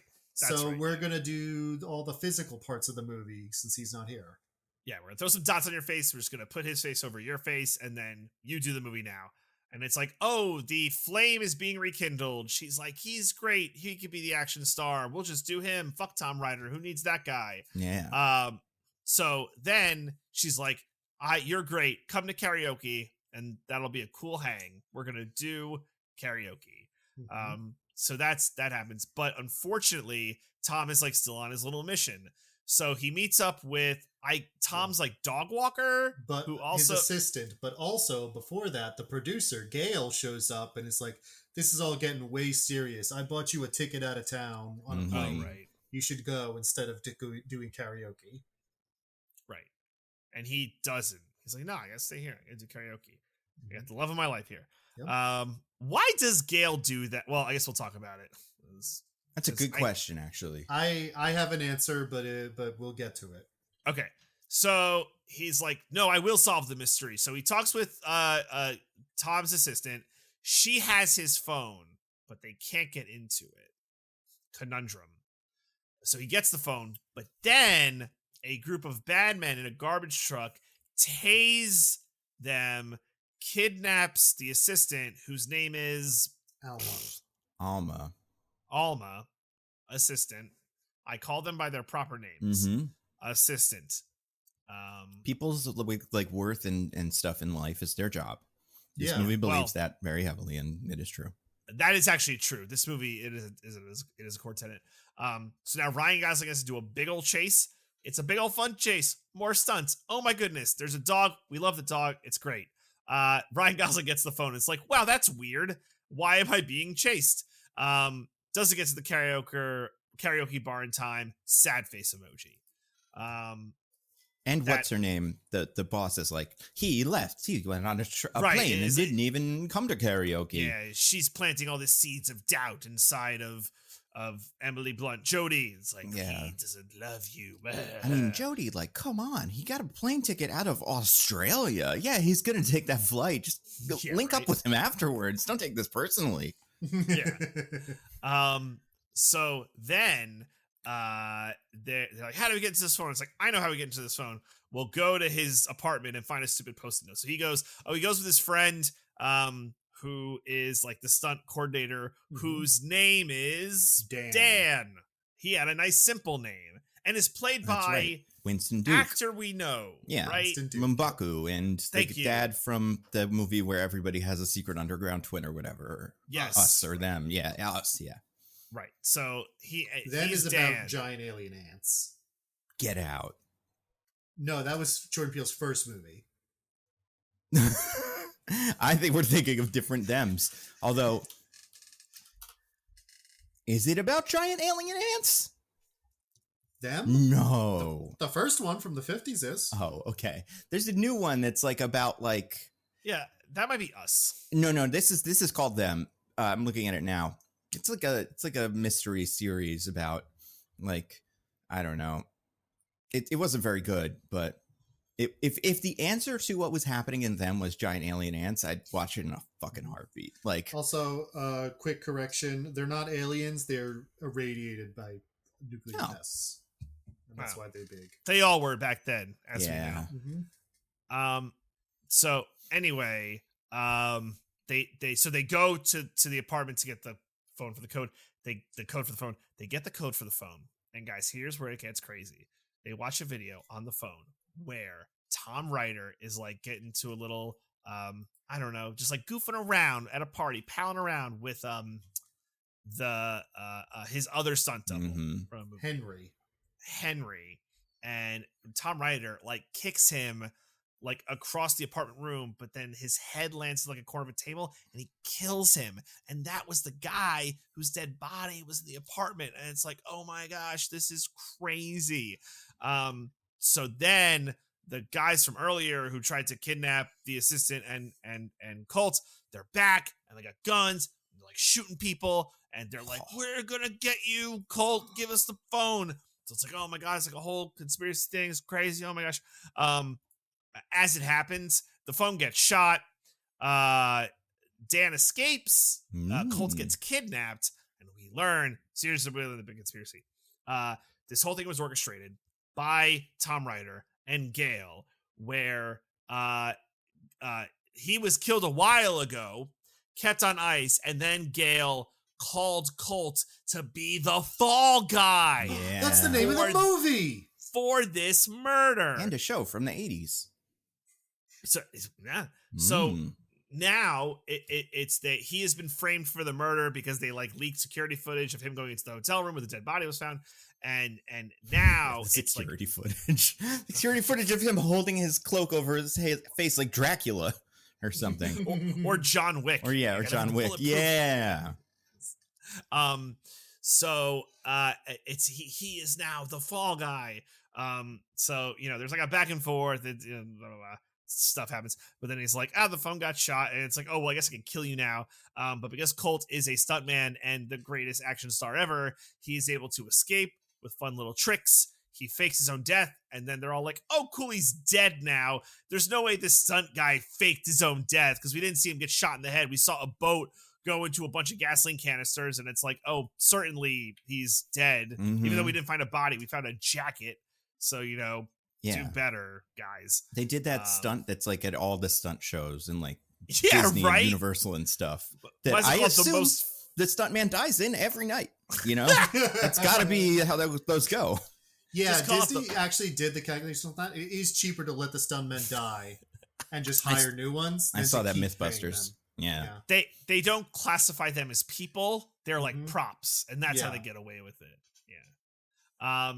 So that happens. So then Colt sneaks back on the set, finds Jody. It's like, oh great, well, we're gonna catch Tom. We're not gonna catch Tom in the act. We're gonna like make him confess by accident, because sometimes he forgets he's on set. So we'll like force him to do a big stunt. Yeah, they saw Coco. They're gonna hot mic him. The classic thing from movies. Right? Right? So the ending of this is like kind of crazy to explain. It probably being a lot of wheel stuff, but I think what you, the audience, needs to know is that essentially they trick Tom Ryder into being like, I did it. I'm the one who murdered my other stunt double. It was me. And then there's like, we got it. But then Gale gets the audio recording back, and then they have to like fight for the audio recording in this big action set piece. And they get the audio recording back, and then it's like, that's it. We did it. We got the audio recording. Everything's good now.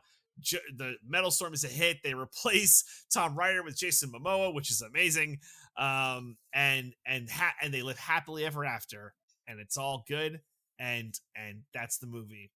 And my question is, Diggins, why did Gail buy him the plane ticket out of Australia? So as we learn at that point, the original plan has already been messed up, because the original plan was the drug dealer drugs him. They like put him in a car with the body of the stunt driver. Set it on fire, drive it off into the harbor, fake murder suicide. So that plan's already been messed up. So she buys him the ticket so that, because they've got him going in the hotel room at this point. So it'll be like, all right, so we got him looking guilty of murder. If I get him to leave, then he looks even guiltier, like he's fleeing. Okay, that's fair. Okay, so yeah, that's Fall Guy. That's the Fall Guy. That's the Fall Guy. What about funny? the lead? Not the lead scene. The post-credit scene. The post-credit scene. Oh yeah, so in the post-credit scene, Tom Ryder, because he's like a big old idiot, is like stumbling around set, and he stumbles into the pyro area, and it's like no cell phones, because like a cell phone signal in theory could set off like pyro that's like wirelessly controlled. Not totally inconceivable. So like he walks in with his phone, and it's like, oh, I did it, I got my signal, and then the pyro blows up and he dies, which is funny. And why did he run away, DJ? Yeah. Oh, because the cops were coming for them. Oh, anyone in particular? Yeah, was anyone playing those cops? Like, I missed this. Everyone in the theater was like, whoa, that's... I totally missed it. So I mean, I looked it up later. Yeah. It was Lee Majors and whatever woman played Jodie in the original show. Heather Thomas. Yeah. Okay. The Majors people who I was watching with like freaked out. They're like, oh my God. Lee Majors is like the $6 million man, which makes sense, which explains why they did the $6 million man soundtrack in the middle, or song in the middle of the movie. There were so many like little bits. And I was like, so many bits. When they made that one specifically, I was like, that's a TV show. That's not even a movie. Like, you're just referencing everything. But I'm betting it's because of that connection. You know what I'm talking about? That sound, that like sound. Yeah, the jumping sound. Yeah. Mm-hmm. Okay. Yeah, I'm pretty sure that's from $6 Million Man. I think it also happens during the apartment fight with Winston Duke. I can't remember, but yeah. I know what you're talking about. I don't remember exactly the context, but I did catch that. Yeah. Yeah, I'd say that's pretty much it. Yeah, that's the movie. Yeah, I'd say so. Yeah. Well, you know what? Speaking of, I mean, this may be the most wheels ever. It's a lot of things. Did you guys see it's apparently broke the record for the most times a car has flipped in a movie? They talk about it in the movie. Yep, they do. It was a record. And it did do that, so it's pretty great. Because of that, there's lots of wheels on cars and stuff. And let's talk about the wheel. I have a wheel with a bunch of things on it from us, and we're going to talk about them. I'm going to spin the wheel, and we'll talk about what it lands on. Some of these can go real quick, like this one. Hey, guys, remember Dune? This was the first thing that got me to roll my eyes so hard I was able to see my brain. They just used the Dune soundtrack song, right? Like that whole thing. I mean, they made their own version, but yeah, there's the yeah. That's fine. I don't know. It didn't work for me. It wasn't enough of a parody to be funny. It was just a, hey, you remember this kind of thing? I don't know. See, for me, it was more the joke that this is a rip-off Hollywood movie where Dune was popular, so they're doing a Dune. The joke wasn't like, it's Dune. The joke was like, they're doing a shitty Dune. See that, yeah, and that's the trouble with this movie for me is like, it's so. I think we'll get to it in the end where the movie is kind of a hit. But if this movie fucking blew, then I'd be like, oh yeah, that was funny. They thought they were making Dune, but they were really making a shitty ripoff of Dune. But yeah, I don't know. That happens a lot. What's this movie? What would you say this movie is that they're making? Action. Oh, Metal Storm. Yeah. How would you describe it to someone? See, I read it more as like, well, it's like Mad Max, but with aliens. Yeah. Yeah, I think Mad Max was the other big inspiration they were going for visually. Mm-hmm. Yeah, it's like sci-fi and action kind of thing. It looks like. So a fusion of like science fiction from like the space opera stuff mixed with like grounded real world action. So basically, you're saying this is the making of Rebel Moon in a movie. because That's exactly what Zack it is. Snyder Nando. wishes he could invent the guitar bayonets. I mean, That's true. guitar bayonets, those were great. There was knockoff lightsabers in the end of it that I thought was pretty funny when we saw the final like cut of it. Yeah, that was fantastic. And that speech, man, was like, that could have been exactly what Jimon Hansu said in any of the second movies. Would You're have not fit wrong. right in. The accent You're obviously is not different. wrong. He's not pretending to be a cowboy, but like, man, it's so funny that these came out within a couple of weeks of each other. It's true. Problem is, everybody's home watching Rebel Moon, so nobody wants to see this, and yeah, it's tricky. But I guess true. is Mad Max Fury Road and Furiosa, I guess, when that comes out, like that's a couple weeks out. But is it like the stunt movie? If you had to say like this is the movie that is stunts in our 2000s at least. Yeah, of like the 2010s, I would say it is the highest profile like stunt movie that came out. Like nearly everything that like a person does in that movie was like a stunt, not a VFX. Yeah, the only thing that I would say like holds the candle to it is John Wick, which was also the big stunt movie for stunt people. Fair. But yeah, between those two movies, it's all that. It's interesting because yeah, those are movies that are pretty good, kind of.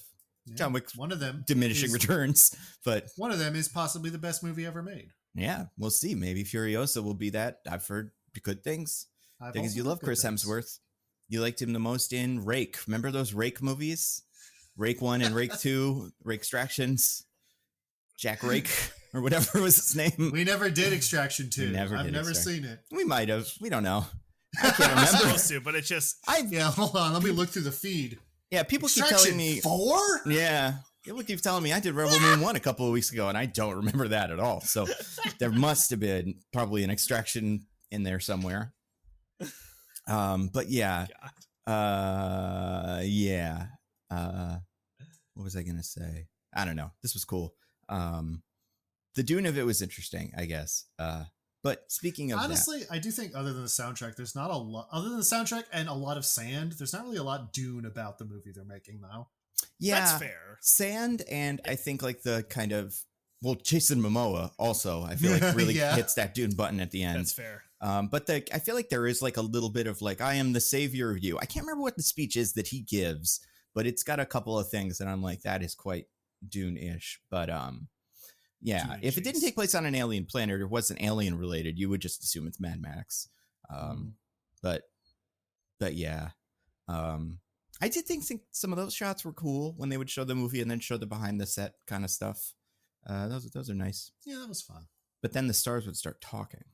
And then I was like, no more of this, please. Speaking of that, Diggins, I think one of yours, A Reasonable Fear.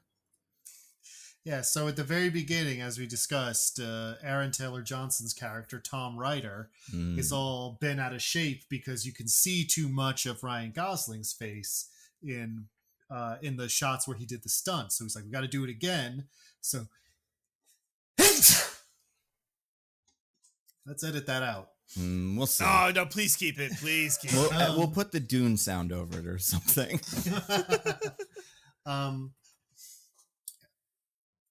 Aaron Taylor Johnson wants them to do it again so that, they don't have his face in it at all. And, obviously, like in the movie, they're supposed to be like, oh, he's such a diva. He's being annoying and a pain and a brat. But, if I were Aaron Taylor Johnson, one of our most generic men, and there was a possibility that someone would see Ryan Gosling's face instead of mine when I'm supposed to be the cool star, like that is a huge problem. Yeah. That I don't want to say this is miscast because this movie has been around for a while and kind of bounced around through a lot of hands, but some of them feel more conceivable as the homely stuntman or something. And I think Barbie really didn't help come out and, our model male figure and face and stuff is the guy who's like supposed to look like a regular guy. You guys want to take a guess at some of the actors attached to this? Jack Black. Oh, that would be great. There's no way. There's no way. Yeah, there's no way. They're all pretty big stars. Like I think if any of these Tyrese. Listen, no offense to Tyrese. They're bigger stars than Tyrese. Ludicrous. Even bigger. Was The than Rock that. attached to this? The Rock Him and Emily was one Blunt of have the. a- He was eyed Yeah. to take it over the year. So to be fair, it has been in development since 2010. So there have been a lot of names that have what? been. Damn. Yeah, it feels like a movie that's been like kind of. I feel like I've been hearing about this for a while. I don't know if it's just that it's been in development forever or like the script has kind of been bouncing around. But yeah, I'll give you the list because there's a lot of them. People that were eyed to play Colt Seavers over the years: Tom Cruise, Keanu Reeves, Nicolas Cage, Jason Statham, Dwayne Johnson. I think the worst in that group is definitely Dwayne Johnson. Yeah, Yeah, absolutely. for sure. It wouldn't make any sense as a stuntman. I also think Tom Cruise wouldn't work because Tom Cruise is the main character of it. He's not. I was you going to can't- say, Tom, they're kind of making fun of Tom Cruise. Yeah, in the exactly. movie. It doesn't feel Yeah. like that would work. Keanu, I could see being fun. He's like, I wouldn't say not unconventionally handsome, but like you could put him on set with another really pretty movie star, and he'd be like, oh yeah, that's a stuntman. And I mean, stuntmen are supposed to, to some degree resemble the people that they're doing stunts for. So, like, Mhm. stuntmen are not necessarily like unattractive men, but again, Aaron Taylor Johnson, one of our most generic men, versus Ryan Gosling, one of our handsomest men. Well, people are watching that, by the way, that are listening to this in the future, because we're recording this in, what is today, May 8th. Craven is not out yet. It comes out in December. So if that changes how we all think about Aaron Taylor Johnson, that might be, that I might got be nothing But against Nando, Aaron Taylor Johnson does- as a performer, but he's no Ryan Gosling in the face department. Mm-hmm. Nando, does that movie come out in December? Are we certain? That's Yeah. the rumors. That's I what they're think- saying. It's possible. This is bad. I'm stealing Nando's joke. But, what has that ever stopped me before? Whenever you're listening to this podcast, Yeah. it could be probably 7 or 8 months from now is Mhm. when Craven will come out. It's the first movie that with the poster has a function on it. And it is release date equals X plus 6 months. Like that Oppenheimer trailer that had the actual updating counter Yeah. how long until it came out. That's pretty Yep. good. That would be so complicated for this. I don't even know how they would do it. Yeah. But then the other one, I do think Nicolas Cage would have worked in this as like an aging stuntman. I mean, he already played a stuntman kind of in Ghost Rider. Yeah, I feel like he's a little too old for it. At I this do too. point. Yeah. I mean, 2010 Nicolas Cage maybe, but yeah, 2024 Nicolas Cage. Jason Statham I could see doing it, but I don't know. I don't think he's I could quite got buy. I mean, I don't know that he could do the performance, Yeah. the look, Yeah. and everything. I could buy Jason Statham as a In stuntman. fact, now that I've seen Expendables 4, I would love to see this with Jason Statham and Megan Fox in the Emily Blunt role. And just pretend that makes any sense. I have a question. It's like a two-part question. I pause it. Would this movie would have worked more if there was a megastar in that Tom Rider role? So, as an example, Mm. let's say maybe they switched where like Ryan Gosling was the Tom Rider and Aaron Taylor Johnson was like the Colt Seavers, and then he was the star of the movie. Or if it's Ryan Gosling, but then like a Tom Cruise or a The Rock, or just like a megastar in that role. Yeah. I think it would have worked if it was Ryan Reynolds. Yeah. Because I get confused about our blonde Ryans sometimes. That's fair. I think that's true. I could also see like I think the Ryan Gosling casting is kind of good because he is a weirdo. Like he's good at playing kind of weird guys where you're like, I can see why someone like I think the thing with like putting any of our really hunky megastars in is you just be like, I mean, yeah, why isn't she dating him? He's so handsome. But with Ryan Gosling's guy, you're like, I could see him being quite a lot of work. But the question, I guess, is like, I don't know who our big star is that can play a character that's so over the top. Maybe like Jake Gyllenhaal could do it in a way that's Jake fun. Gyllenhaal could do That's it. a good one. Yeah, and like but that's my problem with Aaron Taylor Johnson in this. Even though I said I liked him before, I like the idea of him in this movie. I just don't think he's doing enough of like a take on someone for this to be really fun. Whereas if fucking Jake Gyllenhaal rolled up to set with the energy from his Okja cameo or something, and just that was what his actor was like off set, I'd be like, yeah, amazing. Or if it was one of those things where everybody on set knows who that's supposed to be, like it's an unsubtle impression of someone and we don't know who it is, but we're like, that's fucking Tom Cruise probably, right? That's what everybody's joking about. That would be great. But yeah, I don't know. I don't think yeah, I don't think Aaron Taylor Johnson was like enough. Yeah, I agree. It's tough because like I do think he's a good actor. Oh, and yeah. I think he definitely. I think he more or less works in this, but there is that kind of little bit of disbelief. It's like, oh, but come on, guys, it's Ryan Gosling, right? Yeah. I think that's a little bit what might take you out of it. Yeah, like it really is tough to have a movie about movie stars where the movie star that's playing the non-movie star is the most movie star on the cast. Like, it's just a weird problem. Speaking of that and the cast, I spun the wheel again. Another one of DJs, or I forget actually, An Unbelievably Hostile Work Environment, or was this Diggins? That was this mine. was Diggins. So this is for the scene. DJ kind of glossed over it a little quick, which is fine. It's not a huge important part. But so the first conversation they have about their relationship when he shows up on set is she has him repeatedly do a stunt that involves getting set on fire and then like blasted against a wall. Yep. And then in between takes, they like over megaphones, like talk about the relationship between the two main characters of the movie in a way that very obviously to everyone on set is really about the two of them. Yeah. Yep. Like, I'm not editorializing here. Like, we see shots of the crew being like, ooh. Yeah. It's a lot. It's like, man, Emily Blunt better hope that this film doesn't have an HR department. Oh my God. Yeah. Yeah. This film better be a rocking, like a humongous success. Otherwise, there's going to be books written about this. They're going to make her look insane and him look insane too, but she's the director. So she's going to go down with this shit big time. She's the director. She's the one who started it. And he at one point goes like, can we speak privately about this? And she's like, no, megaphones only. What are you, stupid? So I feel like in the book version of that, he probably comes off looking pretty good. Mm-hmm. Yeah. It's just, yeah, like this is definitely a thing where like if the movie doesn't do well, you get a bunch of the stories that leak out about how it was all the director's fault and not the perfect golden producers who could never do anything wrong. Yeah. Exactly. Would be like, yeah, she was super weird on set. She was like yelling at her boyfriend over megaphones, and we all just had to stand there and watch. And then that whole time, Tom Ryder was 8 hours late to set. Like, we just had to wait because no one knew where he was. He was 3 days late. Set. Just disappeared. Oh man, yeah. I feel like, I don't know, but that's part of the kind of will they won't they. If this couple is just like, they will, of course they will, just will now, because even in that conversation, she's basically like, I would like to have a relationship with you.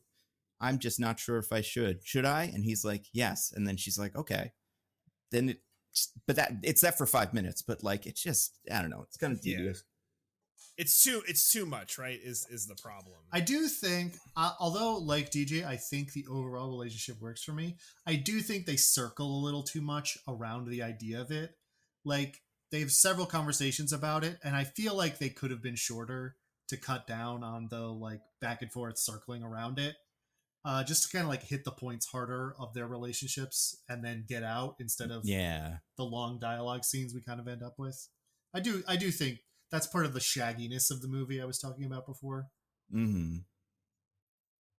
Yeah. Can't have a shaggy movie. No. Just like you can't have a shaggy Ryan Gosling at the start of the movie when he's been out of work for 18 months. He's got all that hair. And they're like, no, Ryan Gosling, you've got to shave and cut all that long hair. No shaggy Ryan Gosling for us. Only perfectly styled, coiffed scruff.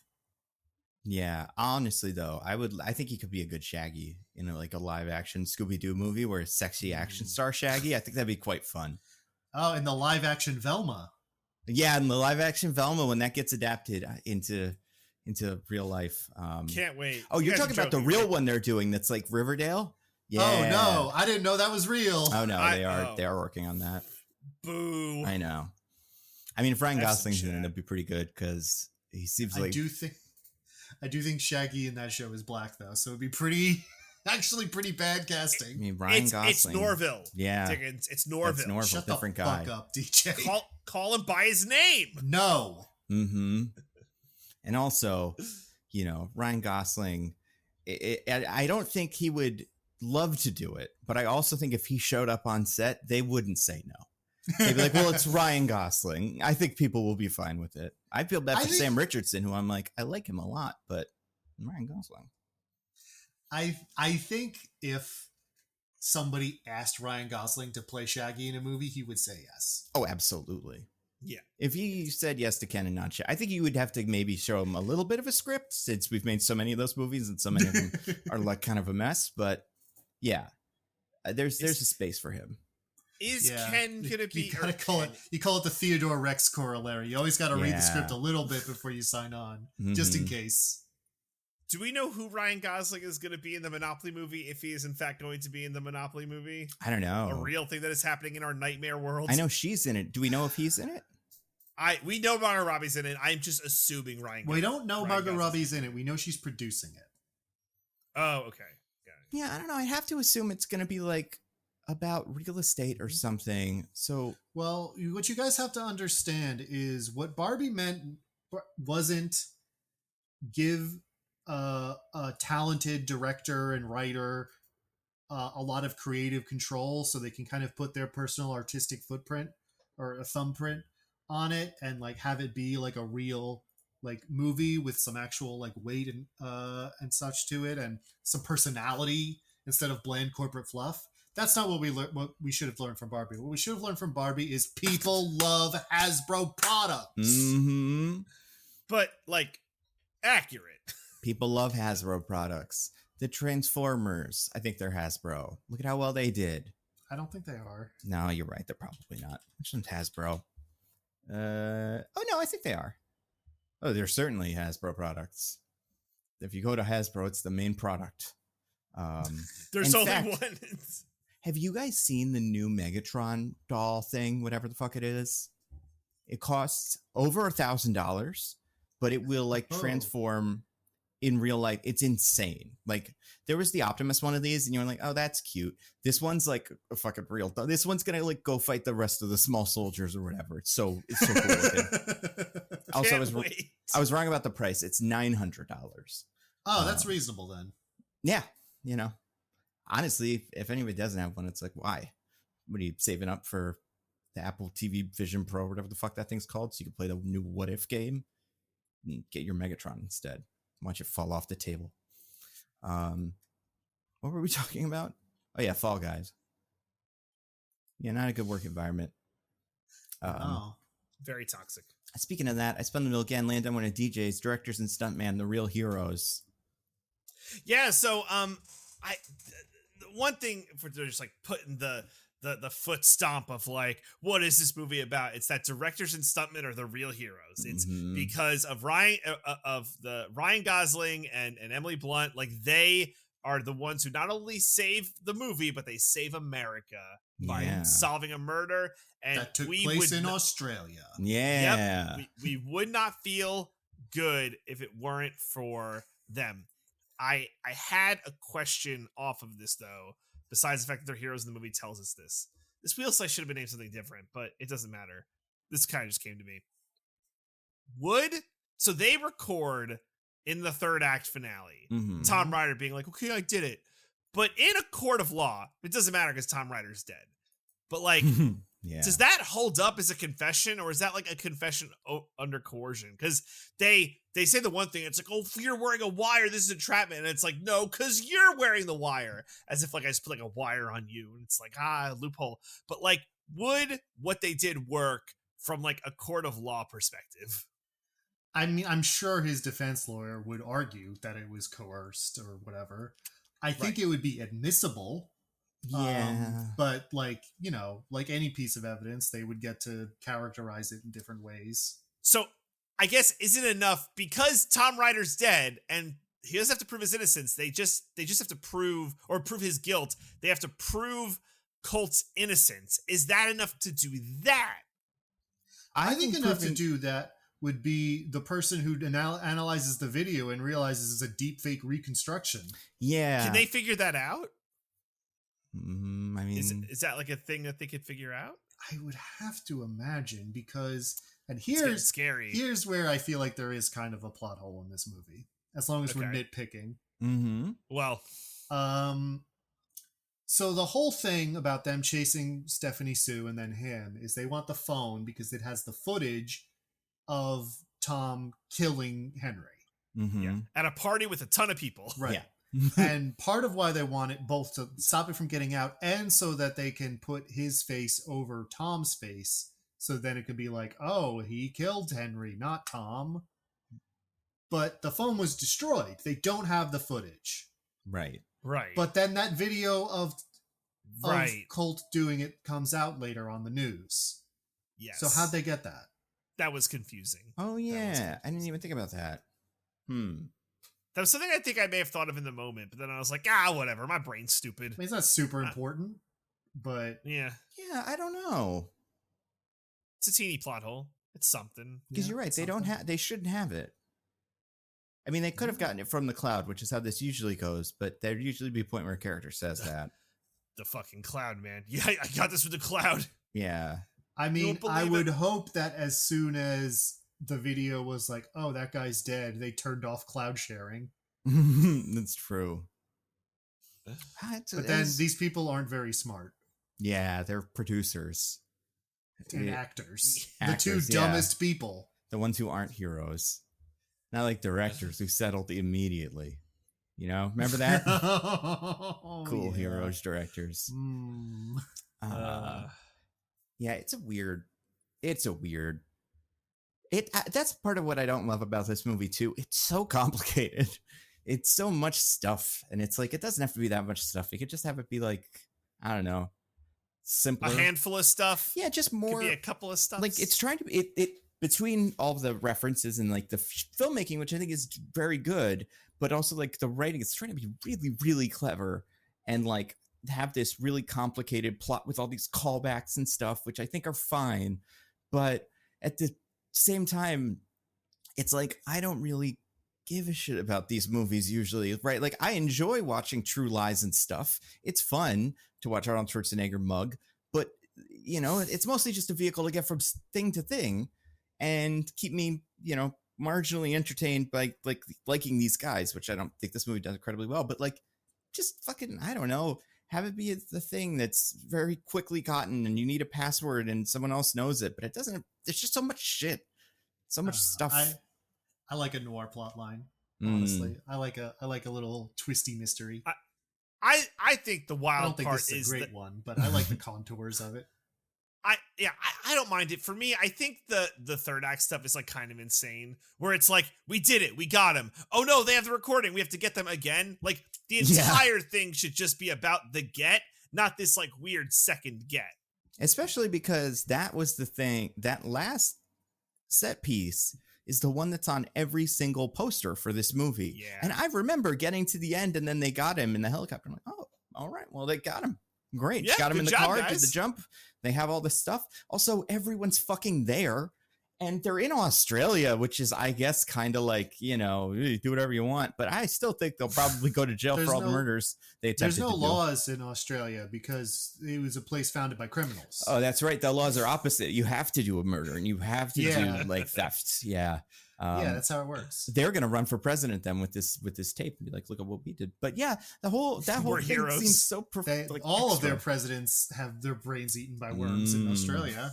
Yeah, except for that one that went swimming. Remember him from Night Swim? That guy. That was a fun story. But yeah, I don't know. I do feel like this is one of those movies where, because the way they're talking about like, oh, are we doing split screen or whatever, and then they're doing the split screen, it's like, it's annoying, but whatever, because there's also a fucking fight scene in this movie that's pretty much Scott Pilgrim for no reason, and I enjoyed it, but like that kind of meta commentary is fun, except for when the movie makes fun of the movie later and is like, the third act's a big mess, the third act sucks, we don't know what to do. It's like, yeah, but you can't tell me that now. That's like, they do that in the Apocalypse movie too. They're like, the third movie thinks the shitty one. It's like, well, I paid to watch that, so I don't know, maybe finish it, make it better. I don't know. But yeah, it is a weird. It's an interesting plot. Did you guys have a favorite stunt that was in this, or favorite like kind of bit? It's interesting because like after seeing the stunts in the post credits scene, I'm like, oh, the dumpster fight was really fun.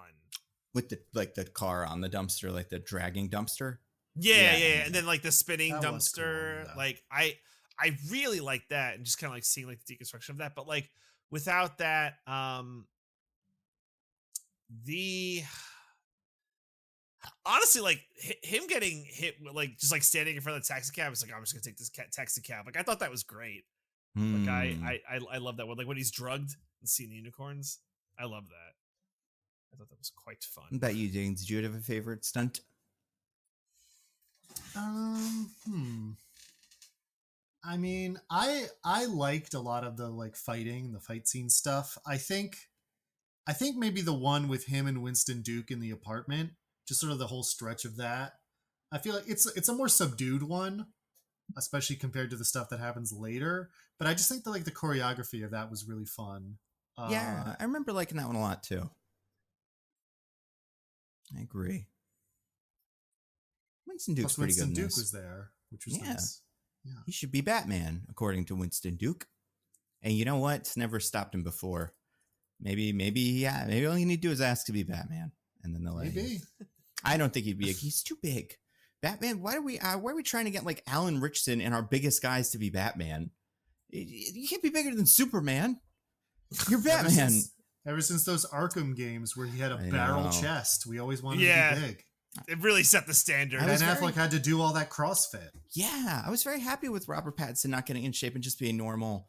And listen, I mean, maybe Winston Duke will be a great Batman, but yeah, he does want to do that. I think he was interesting in this. Speaking of things that were interesting in this, Spin the Wheel, one of Diggins is Les Boles.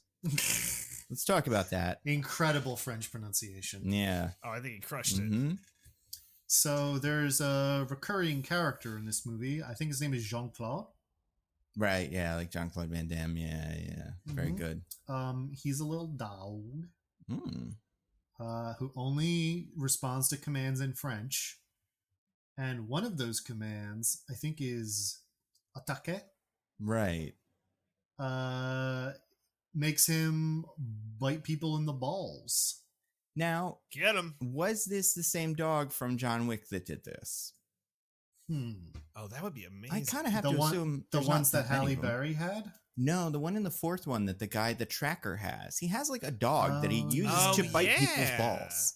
Oh yeah, that character is so nothing and boring. Exactly. I remember him. He may as well have not been in there, especially because what's his name? Shogun was in there, and he was awesome in most of those scenes. But yeah, I was wondering watching him. I was like, should I recognize this dog's face? Because this movie is super. Is this a famous stunt dog? Let's check IMDb for that dog's credits. Yeah. Why don't we? I feel like maybe there won't be like the dog in the credits, but there'll probably be like assistant to dog, and then that might say the dog's name. There we go. I feel like that John Wick was filmed, or even 4. I mean, it was filmed even like 4 years ago. That like, how quickly are they going through stunt dogs? Pretty quick if they don't behave. If they eat too many chickens, they fucking take them right behind them. Yeah, exactly. I was going to say, it's like the stunt guys at the Disney theme park performances. It's cheaper to just let them die.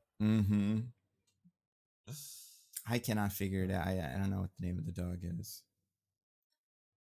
Oh, shame. Yeah. Never. But yeah, Halle Berry did. I feel like Halle Berry's reminded me. They were more like German Shepherds, maybe. Right. I don't remember what the dog that the guy in John Wick 4 had, so it could have been the same one. I mean, it was probably like 4 dogs, but whatever. It's pretty cool. I like that he had a dog. It's dogs. Dogs are cool, objectively. No, it depends on who you ask. Dogs are pretty bad, actually. There's this one. Yeah. I mean, guys are monsters. It's the no dog ticket they've got an option to really appeal to a very specific demo. Did you see? I didn't see her book, obviously, because who cares? But the one thing that came from it, apparently, she's threatening Joe Biden's dog in the book too. Yeah, I think that was in an what's wrong with interview this later lady? that she was threatening Joe Biden's dog. Okay. But still, the fact that she's like, she's earning it. She's going. we got to put more dogs down. It's the only way. I have one lane. But you know what? I wasn't gonna vote for him, but if his VP is running on a kill all dogs platform, Yeah, it especially might be worth it. especially You psychos. Joe Biden's dog. That Joe Biden's dog is the only dog allowed to bite a cop. now, how funny? Not funny, but how crazy would it be if that were the stakes of the election? Like, he could just cut an ad, like, "Please vote for me for president because if Trump wins, Kristi Noem, the vice president, will kill my dog. She will come to my house and get it." I honestly Actually think pretty good. that would actually work, which Yeah. is actually really depressing to me. They'd go too all As in someone on who it, hates though. dogs. They'd have like Keanu come Someone and who film thinks an ad. people get really weird about dogs in ways that I find annoying. It's true. Now sometimes they get weird the wrong way, like Kristi Noem. Yeah, that's true. Hers is no better, by the way. Like, I mean, someone who... God, if you want me to actually come out here and say these are jokes, I don't think people should kill dogs, then fine. No. No, I'm saying you should hate radical dogism on both sides. Yeah. People who love dogs too much and people who hate dogs too much. That's right. Like, you They're should the be same. like, yeah, like, I hate both of them. Mm-hmm. This is a boomerang theory of dog politics. People who love dogs too much and people who hate them too much are basically the same. Hate and love are simply two sides of the same coin, if you ask me. Exactly. Just have that Yeah, stance. It'll make sense to me. They're both an expression of passion. That's right. Me sitting in the center going, I don't know if you should dress that dog up in a little sweater or take it into the gravel pit and shoot it. I can't even decide.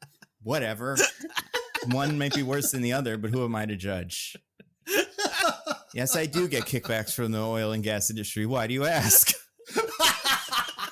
I'm sponsored by Big Gravel Pit. That's where I get all my money from. But yeah, the dog bit people with the balls a bunch. That's pretty good. Wasn't that fun? Yeah. I do think it happened too much. Like by the third or fourth time, I was like, yeah. This joke doesn't have that much currency.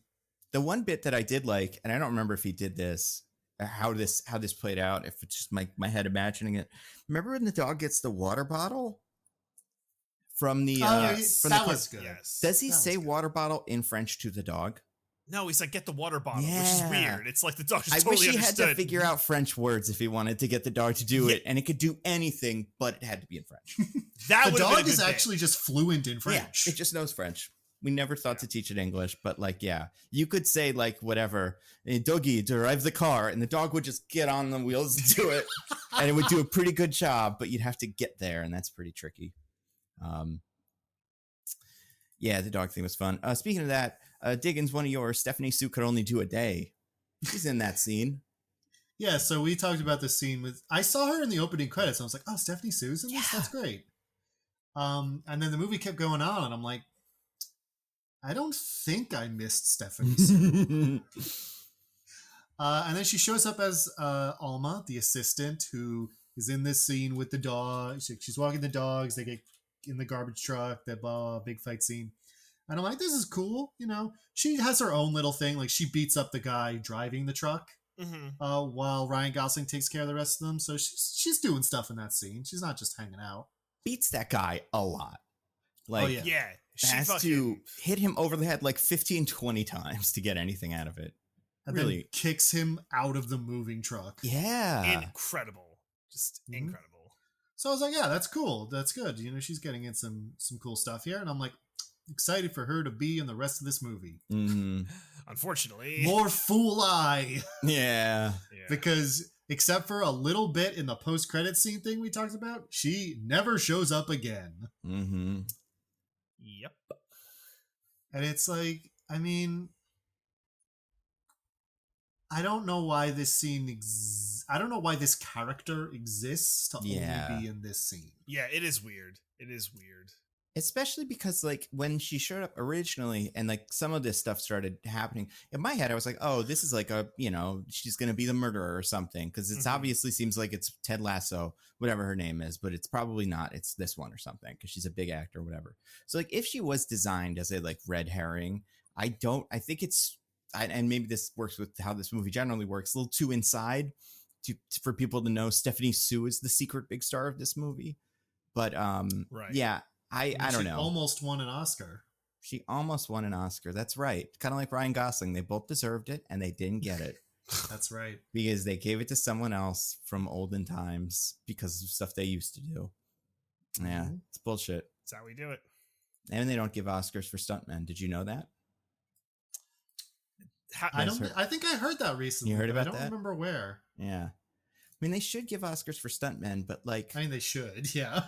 What would you do? Would you give it to individual stuntmen? Would you give it to the team? Would you give it to the team? Yeah, the team. Like all those other craft awards. The director, like the art director or whatever, goes up to accept it, but the award is for the whole team. They should make one this year, but give it to something else, like Furiosa or something. That'd be the one way that I'd be okay with it. It's like, hey, you said you wanted someone to win the award.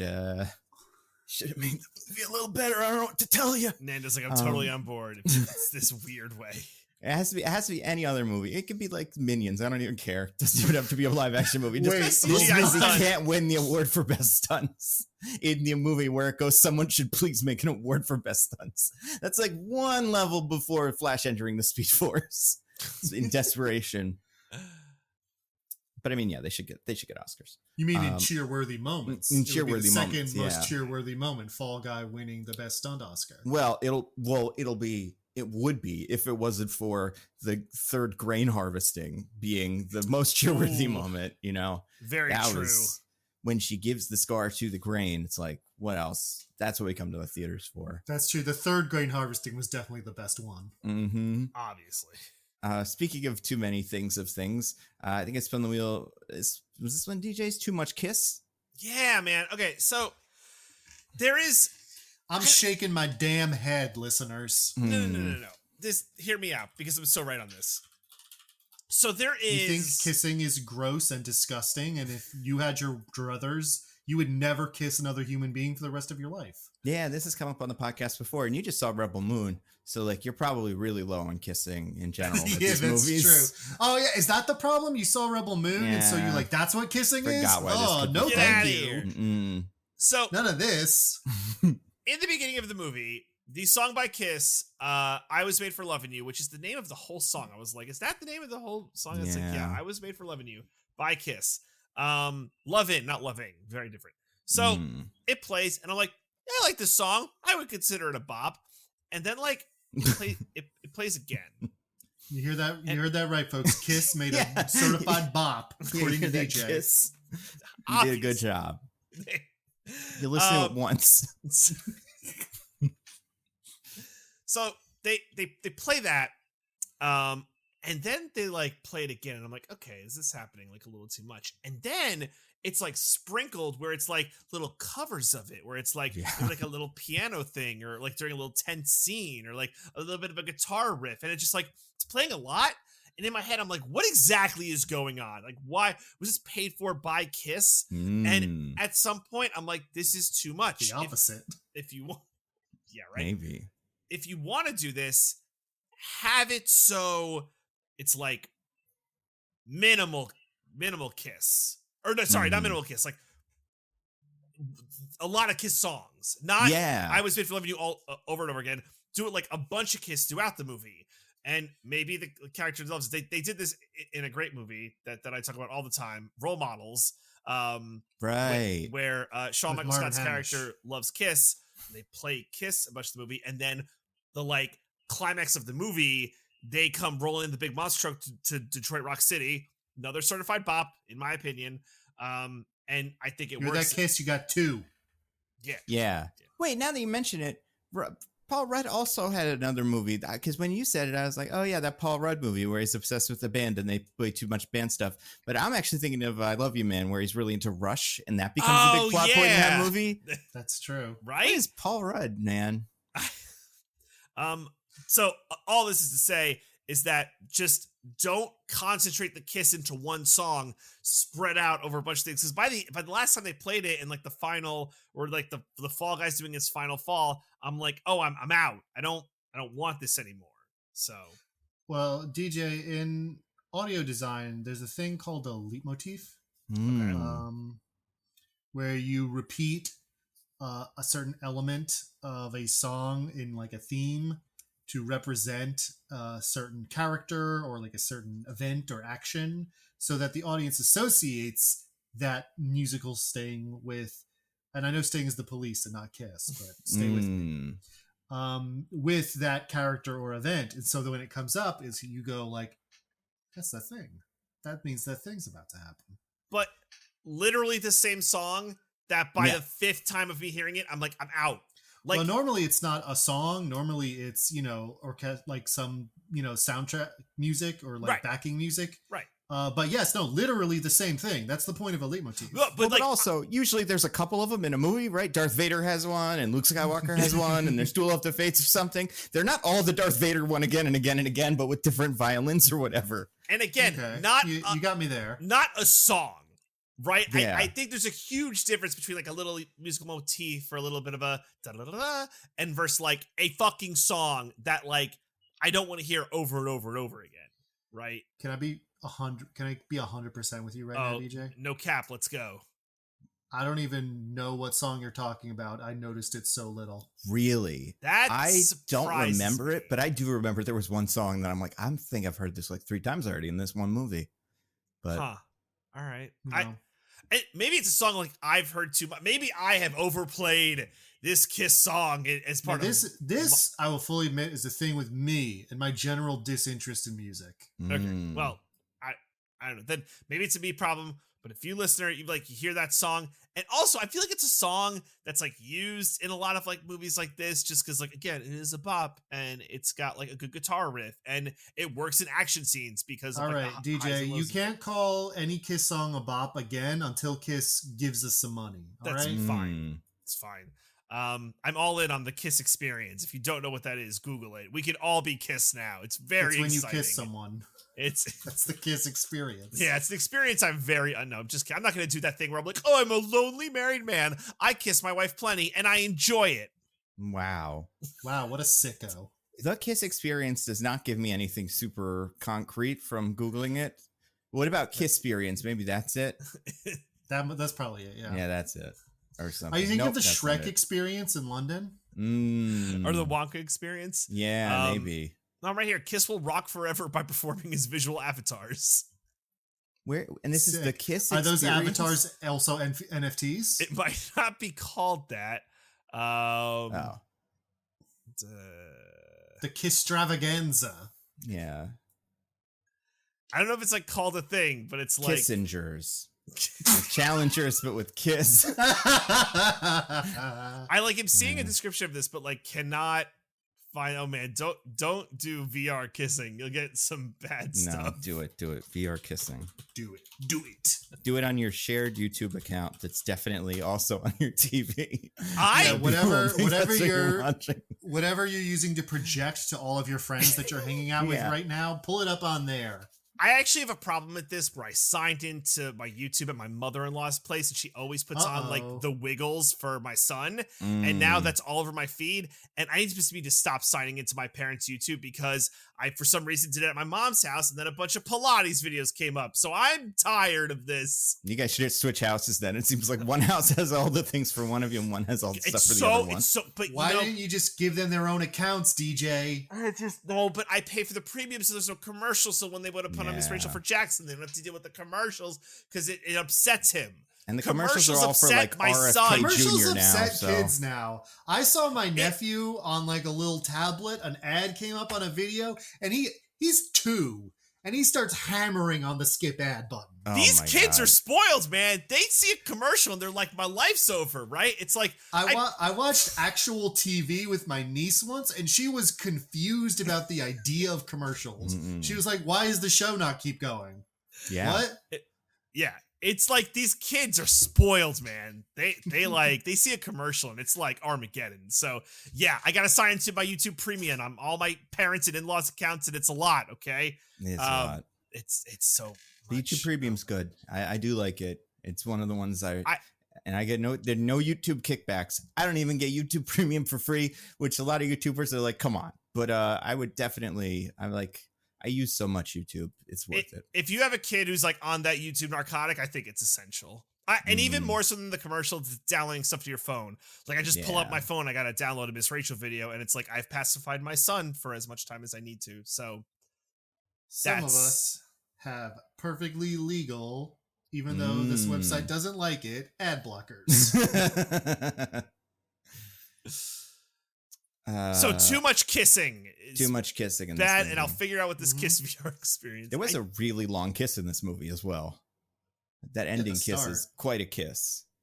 I guess there's one at the start. Yeah, that's true. I was thinking of the ending one, but yeah, you're right. Which, whatever. I was into it. Apparently, she doesn't like kissing actors. I think I just saw this.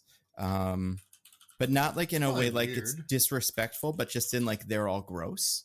It's probably weird to like kiss someone with no actual romantic feeling under it, and you're doing it for a camera performance. It probably feels weird.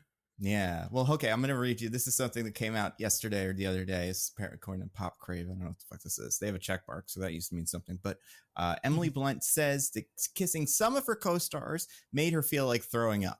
She clarified that it did not apply to some of her more favorite co-stars, including Tom Cruise, Cillian Murphy, Dwayne Johnson, Robert Downey Jr., and Matt Damon. Ryan Gosling not on that list. I don't know. John Krasinski also not on that list. Not a great sign. Oh, is she a DJ? She hates kissing her spouse? Mm-hmm. I mean, and also, Dwayne Johnson, everything we've learned about him, don't kiss him. Don't touch this man. He's got pee on him. He's covered in pee, head to toe. Also, when do you find the time? We got like 10 minutes of daylight left to shoot. Don't be kissing him. We'll CGI it. It was that really chaste Jungle Cruise kiss where they were underwater. Yeah, that might be the other worst kiss. Unsexy kiss. That's on that top 10 list, definitely. Yeah, it really is. By the way, it's called Kiss a New Era. Oh, okay. Rolls right off the tongue. Kiss a New Era. Completely different than the thing you said. Yeah, well, the Kiss is now digital avatar, so they can play forever. Wow. Awesome. We can be Kiss. Sweet. Speaking of things that go on forever, I spun the wheel, landed on one of mine. This is just the sentence I had. Hey, traffic, stop driving. You don't have to drive behind the big truck that's fighting guys and stuff. No, you do. Apparently you do. It's really hard to get around Australia, and like if you got a shot, you take it because it's like we said, Nando. It's the criminal culture in Australia. That's true. So this is actually a normal day for them. Yeah, they're like, ooh, it's Mad Max, our lives. We should all get out your big guitars and with their guns. Yeah, like I do think there was a little bit too much. I don't know. It's such a hard line for me, and I don't think this movie straddles it right. But it's like the movie is both super self-aware in this way that's like, see, this is what it's really like to be a stuntman, but also still the fiction of the movie is insane. And I don't think I dislike it. I do just every so often look around and go, where the fuck is everybody? Like, what are all those people? Nobody's going to pull this thing over? What do people think this is? It's a guy on a thing and it's dragging and like, I don't know, maybe I'm just used to, New York and New Jersey where you get tickets for everything. But like, I guess in Australia, there's no traffic cops or they're all paid off by big production companies. Yeah, Tom Ryder's like, we're going to be here. It's fine. Take care. Yeah. Don't you worry. But he does get a ticket at one point, but only for parking in the wrong space. That's true. Which, how dare he? That's the biggest crime of all. Speaking of big crimes, DJ, spin the wheel again. One of yours, DJ's in theater experience. Not that this was a crime. Sometimes this is a crime. This was like totally cool. So I'll keep this short, but I had a very chill and interesting experience. So the theater that I was in, which in New Jersey, it doesn't really matter, but the theater, give out your exact home address. Yeah, let's just dox me as fast as we possibly can. The moviegoers, the theater goers, a lot of the tickets were bought by and I have it here, New York Stunt Coordinators and Performance Drivers Association. So they got a bunch of tickets here to like get together and see Fall Guys. So it was almost like a private theater experience, but like not, because there were like, I don't know, a couple of us also in the theater, but like they weren't like rowdy. They were just like enjoying the movie, but like they would laugh at like certain jokes and be like, oh my God, that certain thing is so funny. There was the one that like killed, and I talked to one of the guys after, because that's how I found all this out, because like it was very clear they're with a group. I was just trying to figure out what was going on. So I don't know if you remember, but like Ryan Gosling is like sitting outside his trailer, and there's like a producer talking to him, and she's like, did you eat breakfast? And he's like, no. It's like, well, I gave you a bagel this morning. He's like, I don't know. And they like started laughing, dying. And I asked, like, why'd you laugh at that joke? It's like, oh, because like for some of us, like they like go through all of our meals, because like we might need to hit a certain like caloric like threshold if we're like doing a lot of work in a certain day. So they were like literally log our meals, and it's like, you got this much protein, da. I'm like, that sounds crazy. It's like, yeah, it's like us and models, like the only professions that have to monitor like weight and food intake, and like the guy had like a good sense of humor. But like there was stuff they were like freaking out about, like when they rolled out like the big giant like Fall Guy mat at the end when like Ryan Gosling jumps out the helicopter. They're like standing up and clapping and cheering, and like again, I'm here, I'm like, this is cool.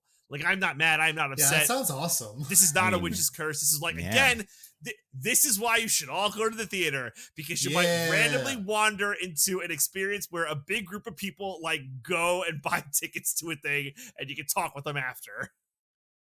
That's the movies, baby. That's the movies, baby. But they like super nice, super cool. Again, I want to shout them out. New York Stunt Coordinators and Performance Drivers Association. Really chill. The guy I met was God, what was his name? I think it was Fred, maybe. Sorry, I'm like not Ryan Gosling. Ryan Gosling. It was Tom Ryder. No, but they were all like really chill, and it was just like interesting, like seeing the like movie, like not through their eyes, but like with their experience. Like they also like freaked out, like at the end when whoever the guy from the original show or whatever, like they were like clapping, like this is awesome. Like they just seemed to have like a really good time. Like their experience, like 10 out of 10. But I think because like they see it from the prism of like, oh man, a movie about us, and like that's probably cool. Like if they ever make a podcasting movie, we're probably only a few years away. We'll be like Ghostbusters, Frozen Empire. Right, of course, right? A movie we universally love. And that one where we all get turned into a Tusk Man or something. I'm pretty sure that's about podcasters too. So not great on either front, but yeah, we'll be like, yeah, one for the boys. But yeah, it was that was just a very interesting movie going experience that I wanted to share with you listeners, and one that I had a great time with. It honestly feels like the Witch's Curse has gone like the other way, where it's like, here's a win. This like, you enjoy this, DJ. I was like, all right. Did you finally take the witch's ancestor up to the hill and feed him a spring water while you sang gently to him? I actually secretly released a diss track, and it scared the witch into being like, oh my God, no, I will remove this curse immediately. Between you and the witch, you're definitely the Drake. I don't know. Probably true. There's some witches out there. Is it the Vava witch from that movie? She seemed pretty scary. She's pretty cool. But if it's like one of the ones, if it's one of the ones from like, I don't know, Hocus Pocus now, I think you could deal with Bette Midler is what I'm saying. Or I think it's actually Anne Hathaway from that Roald Dahl. Oh my God. She's probably, I bet she can rap. I bet Anne Hathaway, I've never seen it, but I bet she can. So you put that one in the books, people. Nando says Anne Hathaway got bars. Yeah, I don't know if she could write, but I think she could definitely perform. Speaking of performing, spin the wheel again. One of mine. This is just, she killed a couple of guys. The end fight thing. A lot of people getting murdered. That are like just stuntmen doing crimes, but like it's not your job, producer, to capture all of them. I mean, maybe it is in Australia, but like in America, it's not. You mean director? Oh yeah, everybody, I guess, yeah. Because like also Winston Duke and the rest of the stunt team formed the stunt team army to fight some of them. Yeah, what a plan by the Emily Blunt. It's one thing that threw me off. So there was like a fun gag earlier where there was like, oh, it's a gun, but it has blanks. Ha ha ha. Where did Gail get a real gun from? I get why the bodyguards have real guns, but where the fuck? And it's like a fucking revolver that who's the cowboy from Overwatch that like he uses? McCree. Wait, no, it's not his name anymore. Well, whatever. Jesse or something. I don't remember. They changed his name because it was the name of some sexual predator or something. Okay. It's been too long since I played Overwatch. I can't remember what this character's name was. It's his gun. Like, I that mean, exactly throw a what dart it at the is. Blizzard executive team. But yeah, like, where did she get that gun? That's a good question. TJ, she lives in America. Yeah. I mean, is and this... she probably took a private plane. I thought you were going to say, did Alec Baldwin give her this gun or something? Because I do think we're just too close as a society to that happening for all the bits in this movie to be like, is that a real gun or a prop gun? They can't tell the difference. Yeah. But you know, I don't know. It almost worked for me. Yeah, emphasis on almost. I did like that moment where the guy steals the gun from him and then just shoots him, and it's like, but we already knew it was blanks. So. Yeah. Although if I were him, I'd be like, wait a second, how come there's no blood on this body whatsoever? Yeah. That was another thing that the stunt people laughed at when Ryan Gosling did like the puh, like fell down. They're like, that's so funny. And I'm like, this must be like a stunt thing. This has to be like something I'm not understanding. But I mean, probably, I imagine a lot of stunt people have to learn how to convincingly fake being shot. But I wonder if like that's a move you learn in like Stunt 101. It's like, all right, you do left shoulder back, right shoulder back, knees buckle, fall. If that's like probably. the dance move like that you learn in Dance 101. Mm-hmm. It was cool stuff. It was really cool stuff. Yeah. Last thing on the wheel, this one of Diggins is The Second Coming of Hyde. For people that don't know, what is Hyde? Hyde is the movie that is being made by Vinny Chase in the Entourage movie. That's right. That looks like the worst piece of trash I've ever seen in my entire life, but everyone in the movie treats as the greatest movie ever made. It wins multiple Oscars. Yeah, superhero Matrix. They did have the tiniest bit of self-awareness to make it the Golden Globes. That's true, yeah. And we know Vinny Chase is and Ari Gold, they're big Hollywood mega play. Oh, you're talking about in this movie? Or in this movie, do they win Oscars? How does it go for them? They don't win anything. In fact, the movie isn't even out at the end of the movie. They're showing a trailer at Comic-Con. That's Hall true. H. Hall H. Mm-hmm. We know that's the best hall. I mean, I guess. Yeah. They make a joke about Jason Momoa being the winner of the MTV Award for Best Kiss. Yeah, a joke they stole from Tropic Thunder. Also in Tropic Thunder. Yeah, I was thinking about that. They stole that one. Mm-hmm. Like straight up stole. Fun fact. It's an homage. Oh, apparently, yeah. An homage to the other like parody meta movie, blah, blah, blah. Fun fact is, you remember who it was referring to in Tropic Thunder? Tobey Maguire. Yeah, it was Tobey Maguire. Good stuff. It should have been him in this. If it was him in this, bro, and he was introduced as Best Kiss winner, I'd like that. I'd love that so much.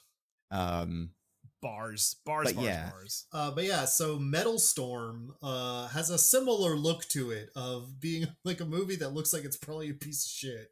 Yeah. Now this movie does treat it like at the end, like, oh, people think it looks cool. But A, it's only a trailer drop, and Comic-Con, they'll cheer for anything. They really will. Oh, yeah. Especially the guy in the Shrek costume. That felt like a diss on Comic-Con. The shots they were showing. Like, look at these nerds. It's like Diggins being anti-Shrek apparently now. It's like they're trying to jump on that bandwagon. I think the pendulum has swung a little too far. Those Shrek movies are fine. They're not that good. And not all of them, but 2 is good because it's the best one of the 3, 4, however many there are.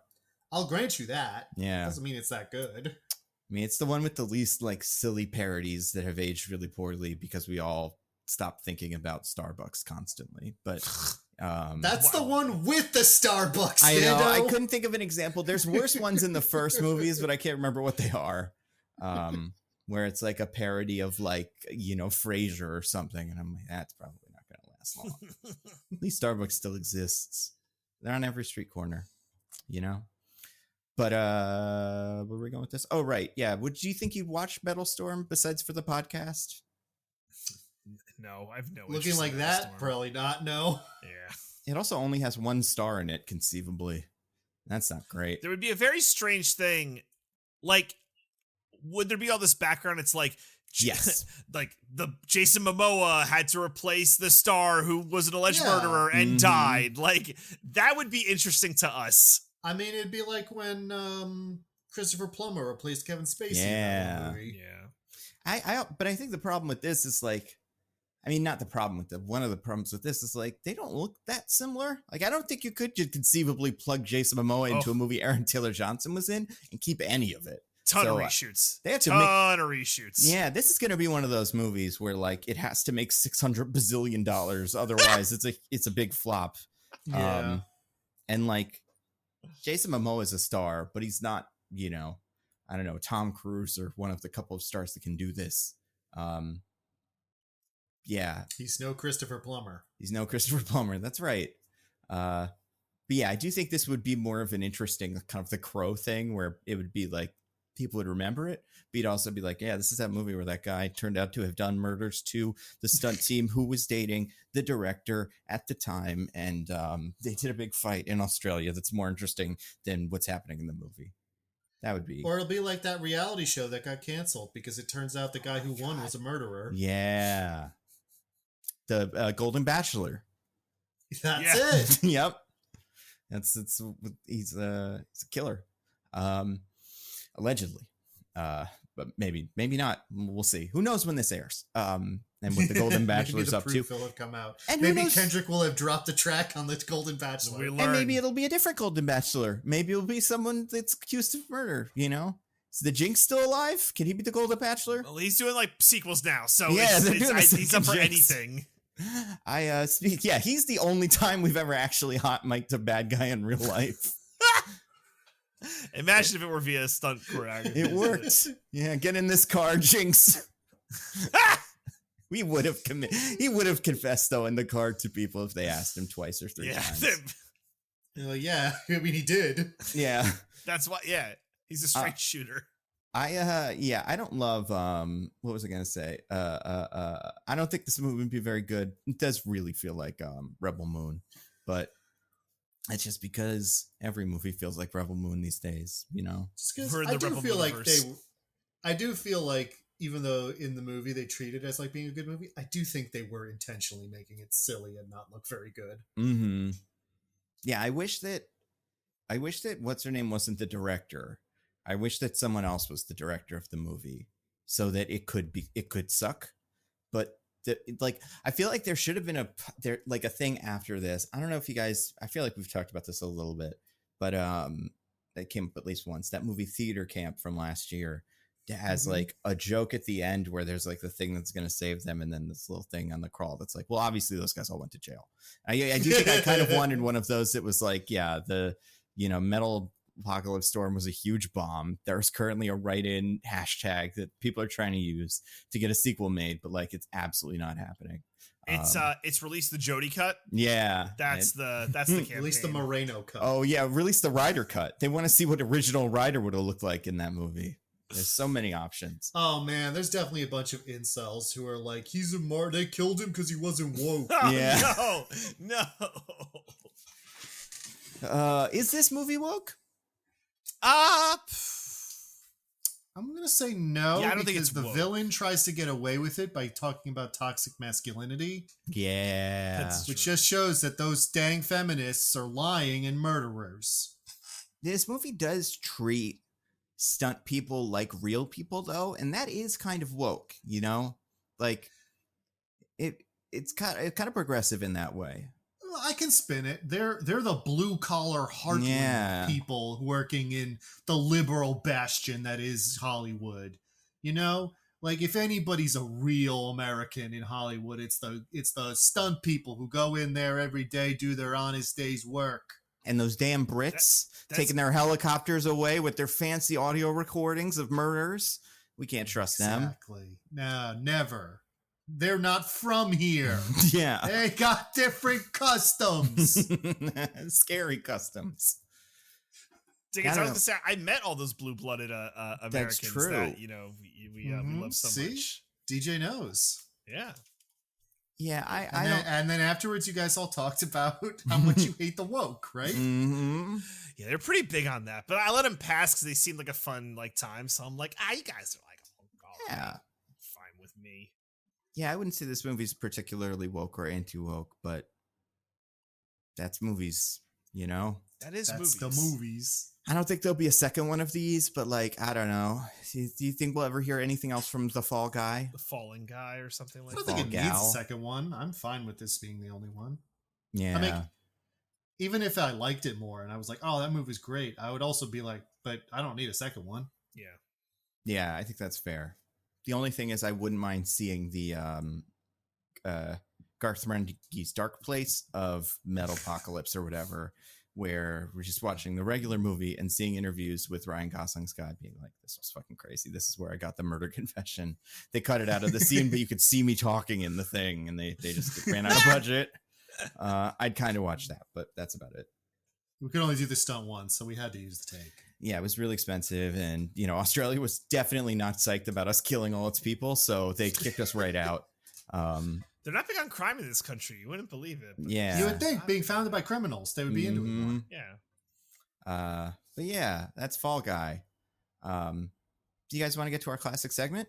I would love to. I All would right. love that. DJ, do you have anything to recommend to the fine people? I do. I alluded to this earlier, but I have something that I would love to rec. I want to recommend Netflix's The Roast of Tom Brady. My man. I'm sorry. Before that, I don't want to forget. Come on, DJ. Don't forget the things you're supposed to remember. Don't forget. Even though it's so hard to... Person, woman, man, camera, TV. Right. If you say them in that order, that's extra points. I'll get it one day. No, the thing that I want to do before that is I actually want to make an unrecommendation of the thing I said last time we recorded, where I recommended The Circle Season 6. Oh, is it bad? Oh. I have since watched the entire season. And unfortunately, I have some bad news, guys. The AI wins. I would have enjoyed that if that were the would've been pretty case. funny. No, unfortunately, The Circle has become kind of a funhouse mirror of actual social media, where it's become too toxic and everyone's like really They mean were all on Nazis. it, and unfortunately a lot of Nazis. And for that reason, I really didn't like the season. I thought it was bad. I thought it was some of the people came on were like really messy, like trying to start stuff, just like being like unnecessarily mean, just like didn't feel good. And I'm like Michelle made this point we were watching it. She's like, this is like what social media has become. We're just disconnected now. And it was just kind of weird. And there are things they took away from the show. Slight spoilers. The AI bot was around for a little bit and gone. I wanted the AI bot to go all the way because it's actually kind of funny. The AI bot was not the worst part of it. It's like everything, like the people were the worst part. So maybe the show was trying to make a point. I don't know. But I hit that wreck too early, and I'm sorry, everyone. I let all of you down.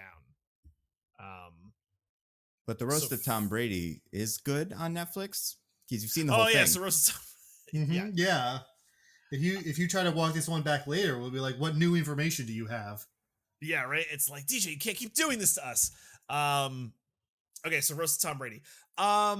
So there was a roast on Netflix of Tom Brady, and it was fun. And you guys, you want to know the best thing about the roast of Tom Brady? What? They finally killed Woke. They brought Woke they on stage. They really did kill Woke. They killed Woke. They brought Woke on stage, and they put a gun to its head, and it's like, we're killing Woke right now. They shot Woke in the head, and it's died. So now, I think the good news is no one can complain about Woke anymore. Jerry Seinfeld, Unfrosted isn't bad because of Woke. It's bad because you're not funny anymore. Just like pick your person. If they say that can't be it, if they're like, oh, it's something Woke, you got to go. No, they did the roast of Tom Brady, and at that roast they killed Woke. So you can't use that as an excuse anymore. Now, when you say kill Woke, which specific person did they kill? Did they kill Brie Larson? Yeah, I don't know. Like, did Tom Brady have to kill Woke themselves with like a big sword, or how did that go?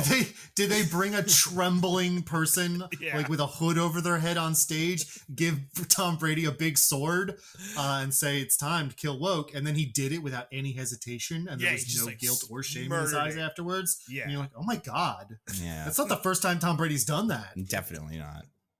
And there were a lot of cheers, but I think we're healthier because it happened. Okay, so they killed Woke. That's why it was good. Why else was it good? So it's like a mixed bag, right? It's 3 hours, so there's some good, there's some bad. I think there are some of the roast comedians who are like awesome. My favorite, Nikki Glaser, she killed. She's pretty awesome. Like a lot of good bits. I think of the non-comedians who were good. Surprisingly, Bill Belichick was funny. I thought he had like I mean, I don't like, I know the jokes were written for him, but like his delivery was good. I thought like, like, hey, remember when we won the Super Bowl because we cheated? Hey. I thought none of the athletes were particularly good or compelling. Like Gronk was like fine. There was like probably like too many like weird like gay jokes from the athletes. They like really leaned into it, and it's like so Diggins is giving it a cringe face. I'm of two minds of this. Like on one hand, it's bad. On the other hand, it's like a roast, and I don't know how to like way to balance like those scales, because like the worst thing a person can be is gay. That's right. So. Right. Well, it's like a football player, because they're supposed to be manly and strong. Right. Yeah, you have to be right. Yeah. And to be gay is to not be manly. That's well, right. The one time there was a gay football player, they're like, "Get out! Oh, Go away!" There was a gay football player. It was like, oh, guys, come on. So that was weird. There's been more than one gay football player. There's been one out football player. Yeah, that's fair. True. That's fair. Yeah. There's but so like that was weird. Who else was good? Tony Hinchcliffe was there. Super mixed bag. Who's it was that? like he's like Heathcliff like from the comics? That cat from the comics, Heathcliff? I think it was. Oh yeah, Tony Hinchcliffe. You're right. That is a person. He does like a podcast. I think he does like different kind of like roast things. He was a mixed bag. Some like really funny stuff, and then some like bleh. Dana White, fucking okay. He was insane. He bombed so bad. Hey guys, do you know what's funny? That Dana could be a boy's name or a girl's name, and it's funny that he is that crazy? Is that crazy? Does that make him trans? He actually made that joke. Amazing. He actually made that joke. No, I did watch his bit. Yeah, that was. I mean, and that was very like, he was trying his best to read the lines from a paper or whatever that was in front of him. But like, he was very proud of himself for having approved that joke or whatever. Oh God, I forgot. I forget, it was like Jeff Ross, but like just like Dana White, you're like Michael Vick, but with people. And I'm like, like he got like some jokes thrown his way that I'm like, oh, this is good. This is good justice. Because Dana White's a terrible human being. Another crazy moment: Kim Kardashian went up there and just got booed. I mean, it's weird that she was there at all, right? She just got booed.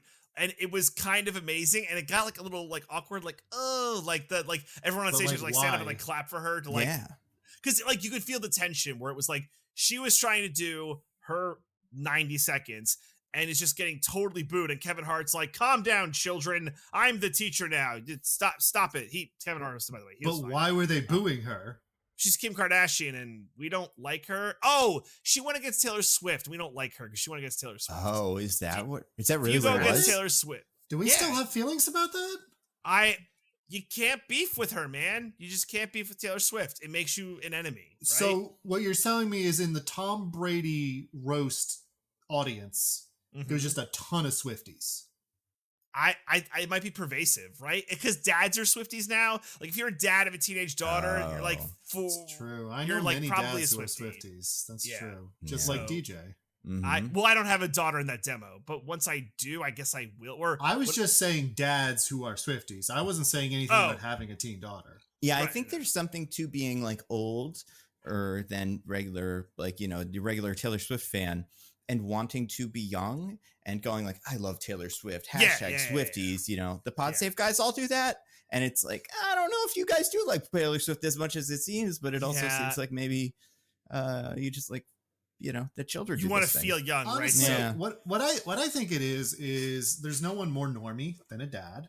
And Taylor Swift is the normiest music imaginable. Yeah. So they're besides Drake. And then they play besides Drake, and then they play it up because they're like, "Oh, it's so surprising that I would like Taylor Swift." And I'm like, Taylor Swift makes music designed to be as appealing to the widest section of people humanly possible. Much like Drake.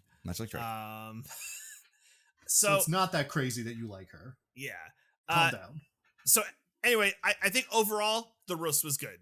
there's some like weird parts and cringy parts, but like I don't know. I like that the format is back. Like I am a fan of the roast format. It's like you push the boundaries. Where else are you going to get all those gay jokes? Yeah, Exactly, because you can't do them anymore.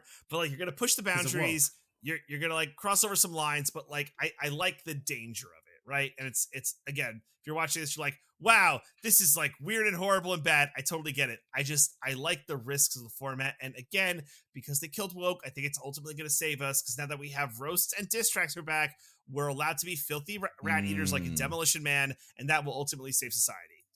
Full disclosure, I don't remember how Demolition Man ends, so if this is foretelling our doom, my bad. I guess the real question, DJ, is if you got to pick, who would be the next roasty? Who's so like I actually for roasting? I thought about this, and it's like, I don't know that we keep going down the athlete route, but because, and he would absolutely never do it. Like, I guess Tom Brady is like enough of like, I'm so cool, guys. Like, just roast me, please. But like, they called it the greatest roast of all time because Tom Brady's the GOAT. If we got the actual GOAT, like Michael Jordan, Oh my god, that would be a fucking roast. He would so never funny. do it. No, he would never do it. But like, how interesting that would be, because there's so much material. You get so many weirdos and people from the woodwork, and we could like bring 90s nostalgia back, and like that would fucking rule. And yeah, it would be less Jeff weird. Ross comes out in a Lola Bunny costume or something, doing a like, whole routine. Hey, Michael, you want to fuck this? Yeah, remember that time we had sex during the back of the trailer stuff when we were doing Space Jam or whatever? Bill Murray would show up or something. Right. It would be Yeah. better because like your days of people, it wouldn't just be all of like Brady's old teammates. So then all the athletes could do is like make jokes about, haha, like Tom Brady, you're gay, which is like not funny. But like you could get like Dennis Rodman, you could get Charles Barkley, and like it's like, hey Michael, how about your gambling problem? And you could like really like twist that knife, and like that would be so interesting and fun. That It's would like, be hey, pretty remember that funny. time you got thrown out of the sport because you gambled too much, but it was hidden? It's like, aha, wink wink. Like that shit would be fucking amazing. Like, but again, they would never, ever, ever, ever, ever. He would never, ever do it. So, like, who could I get that's reasonable? I don't know. Like, you could roast a comedian, but like, I think getting a non-comedian is part of what makes it interesting. Yeah, and it has to be like a high status person, and it's pretty hard to have a high status person also be a comedian because they're terrible. Actually, remember you asked earlier is, hey, how does a certain someone get back in my good graces? Hey, Rock, man up and do a roast. He would be so funny, but yeah, he would. I don't know. I mean, Kevin Hart would probably host it because they're friends, Right. and There were a lot of those jokes, by the way. Yeah. yeah. Nikki Glaser had some really good ones. I think it, About Tom Brady being friends with Kevin Hart? no, Kevin about Kevin Hart Hart being being friends with The small Rock. and being friends with The Rock. Yeah, Yeah, there's some good ones there. The Rock. The Rock could work. And like, but again, I don't think he would ever do it. And it's not weird to me that Tom Brady did it, because it's like, oh, all the jokes are there. The crypto jokes, divorce jokes, da-da-da. Like some of the more interesting stuff was like Jeff Ross and Nikki Glaser, like going around the dais, right? Like that was some pretty good stuff, like the roast does. But to get that like kind of center of gravity, it's like, who do you get? By the way, I thought Tom Brady's set terrible. Awful. I thought it was, the only joke I liked was, my favorite ring was the one that caught Bill Belichick walking out of that girl's house. I like that joke. That was a joke that I legit liked, even though it's a little inside baseball if you're not familiar with what that was about. But I liked it. So I assume Bill Belichick hired a prostitute. it seemed like he walked out of just like some chick's house and was caught on a Ring camera. So he's like single, so there's no crime. It's just like he's like, unless she's a sex worker. That's fair.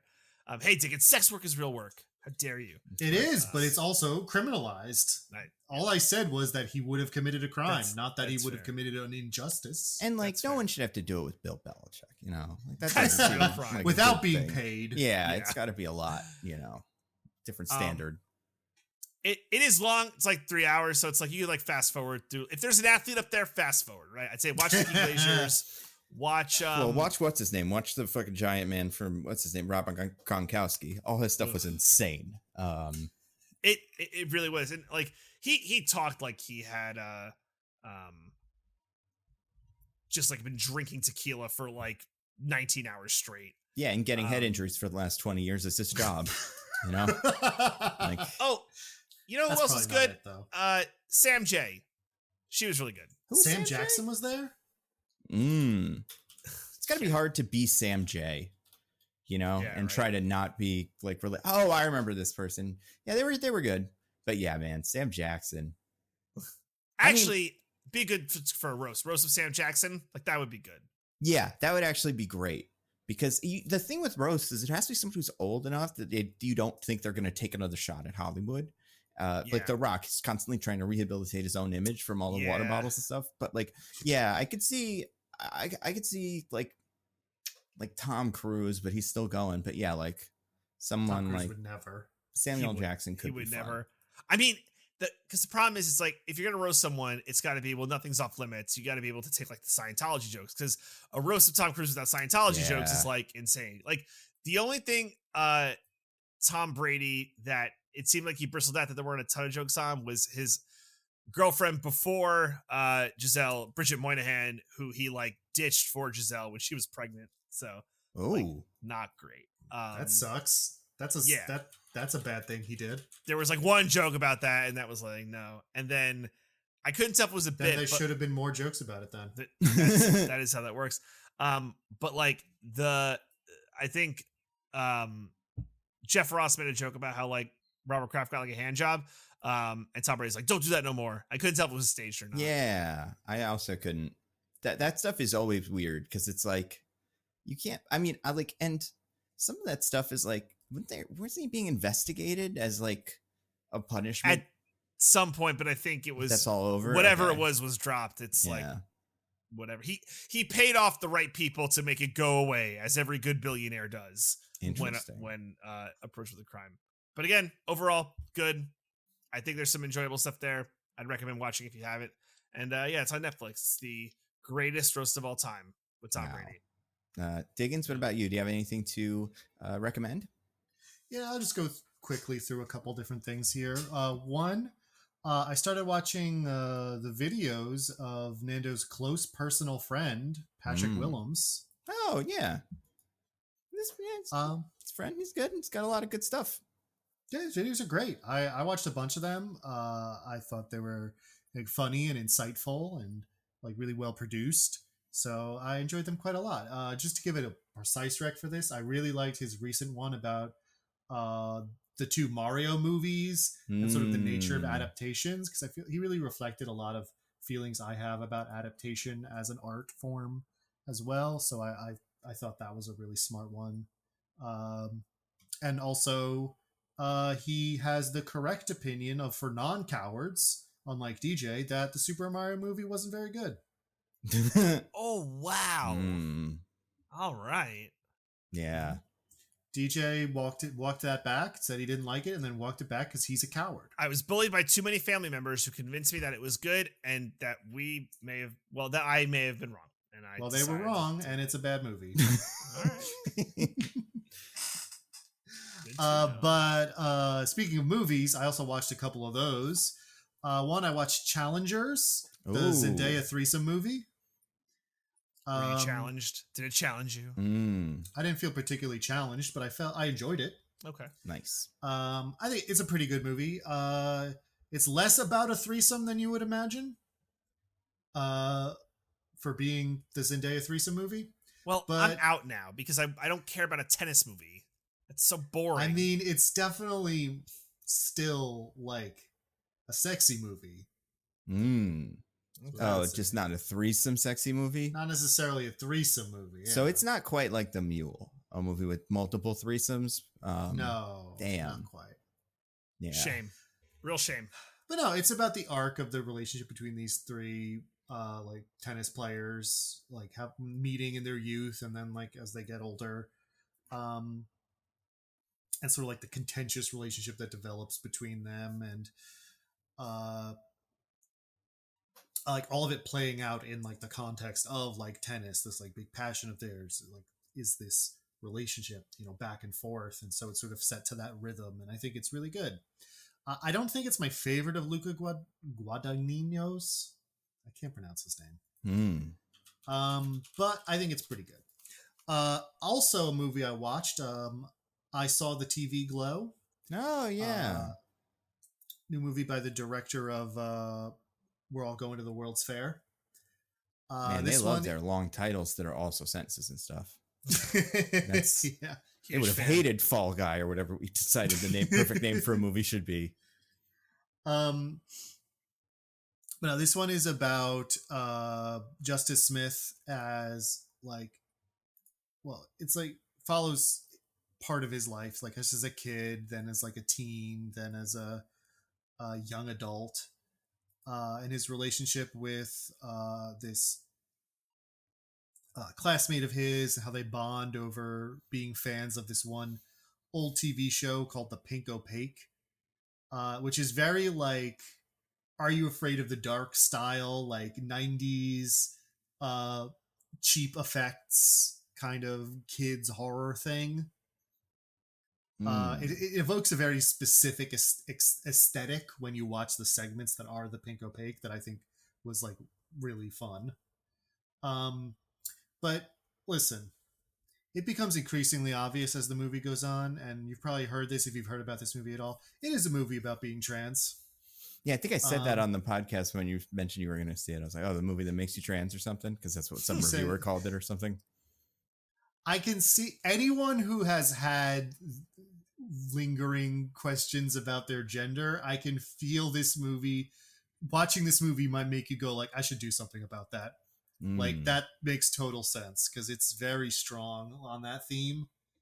I don't want to spoil it too much. Basically, like over time, he realizes that there's things wrong in his life, and his friend tries to convince him that their lives are really the TV show, and the TV show is their real lives, and what they're in right now is not real. It's mostly a vibes movie, I would say. It's more about like creating a mood and like an atmosphere and like a feeling than it is about, a precise series of events or anything. But I think it's really good at that. I think it's spectacularly unsubtle about the trans thing, but I think it hits that really well. And like really, I think it clarifies that feeling in a way that I think anyone could understand, which is cool.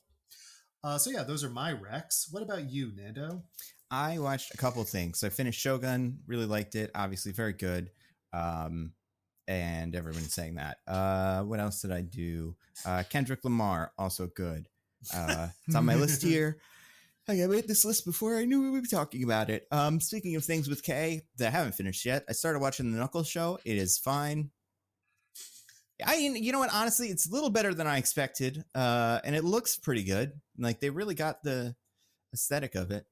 I don't know enough about Knuckles to know like if these are great Knuckles deep cuts or something, but you're not in Knuckles deep lore. Yeah. Some call him Knuckles. Mm-hmm. Unlike Sonic, he don't chuckle. Oh, he'd rather flex his muscles. They have so many jokes about names and stuff, but it's not like that. Although I wouldn't be surprised if later, I'm only 2 episodes in, but I think it's okay.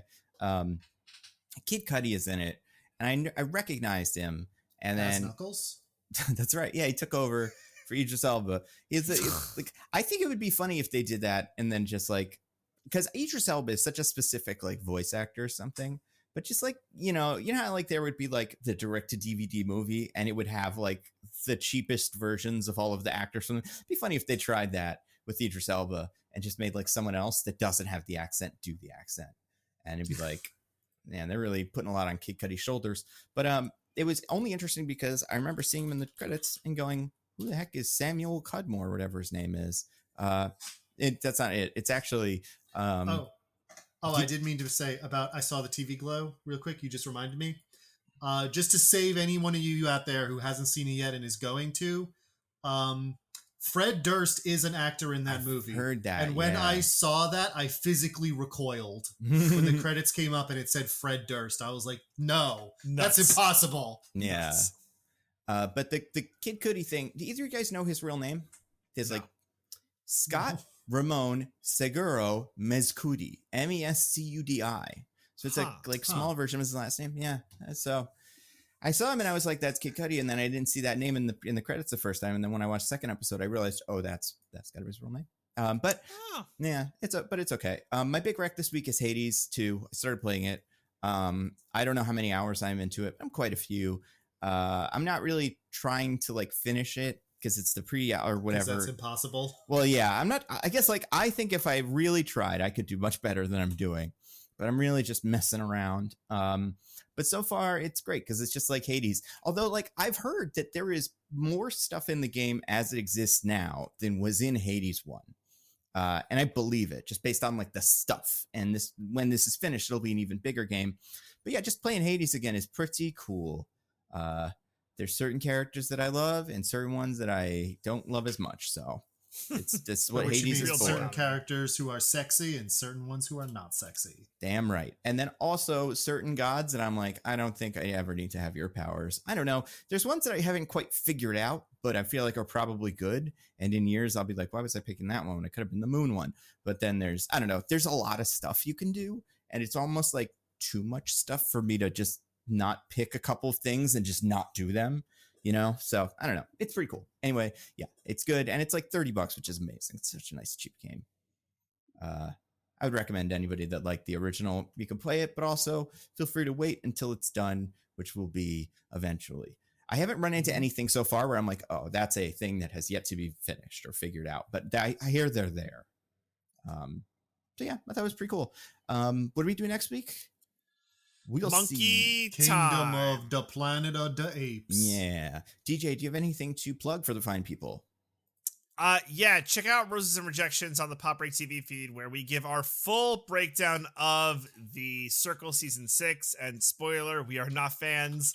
The show's on thin ice, mister. The show's on thin ice. But check that out. You get all of our thoughts. Diggins, what about you? No. What about you, Nando? I had a couple videos that came out. One recently was a, I mean, I'll have like a X-Men video soon because I'll be almost done. But I'm really loving that show, and that stuff's all on the Nando cut. I have my Nando V Movies videos. The one thing I did want to say is I just recorded a podcast. It'll be out in like a couple of weeks. Yeah, this one. Yeah, this one. I mean, yeah, you know, it depends on how long it takes me to get around to editing it. But it's about it's part of the Movie Star podcast, and I got to pick a M. Night Shyamalan movie to just talk about and really like pick apart. So I did Old, which I don't think we've ever done on this podcast. We have not. It's the weirdest. I've never seen it. It's the worst adaptation I think that's ever been made in terms of just totally missing the source materials point and stuff. But B, it is the dumbest. It has so many rules that directly contradict each other in ways that I think is very fun. So I'll let people know when that's out. But it's is the original graphic novel about how pharmaceutical companies experimenting on people is good? The original graphic novel. It's that, but it's also I would swear this is one thing that we noticed as it was going on. There's one point during the end, near the end of the movie, to spoil, like not to spoil the whole of Old, but just like to say this is something a character says at one point, where characters are building sandcastles and go, you know what? Getting older is interesting, isn't it? And you're like, oh, right. That's a metaphor for something. And then another character goes, wait a second, look at this secret code I found. And then they decrypt a secret code. So that's about as concerned as this movie is with like actually exploring any ideas versus the M. Night Shyamalan bullshit. And I know it sounds like I'm like exaggerating, but no, that moment happens very near the end of the movie. Amazing. Horrible. But yeah. So that'll be fun. But like I said, I'll put that out there when that exists. Like I'll remind you guys about it. So next week, monkey stuff, perhaps. Until then, I've been at Nando V Movies on Twitter. I'm at Zippy by Day. I'm at This Is an Odd Name. Goodbye, everybody. Goodbye. Bye. Bye.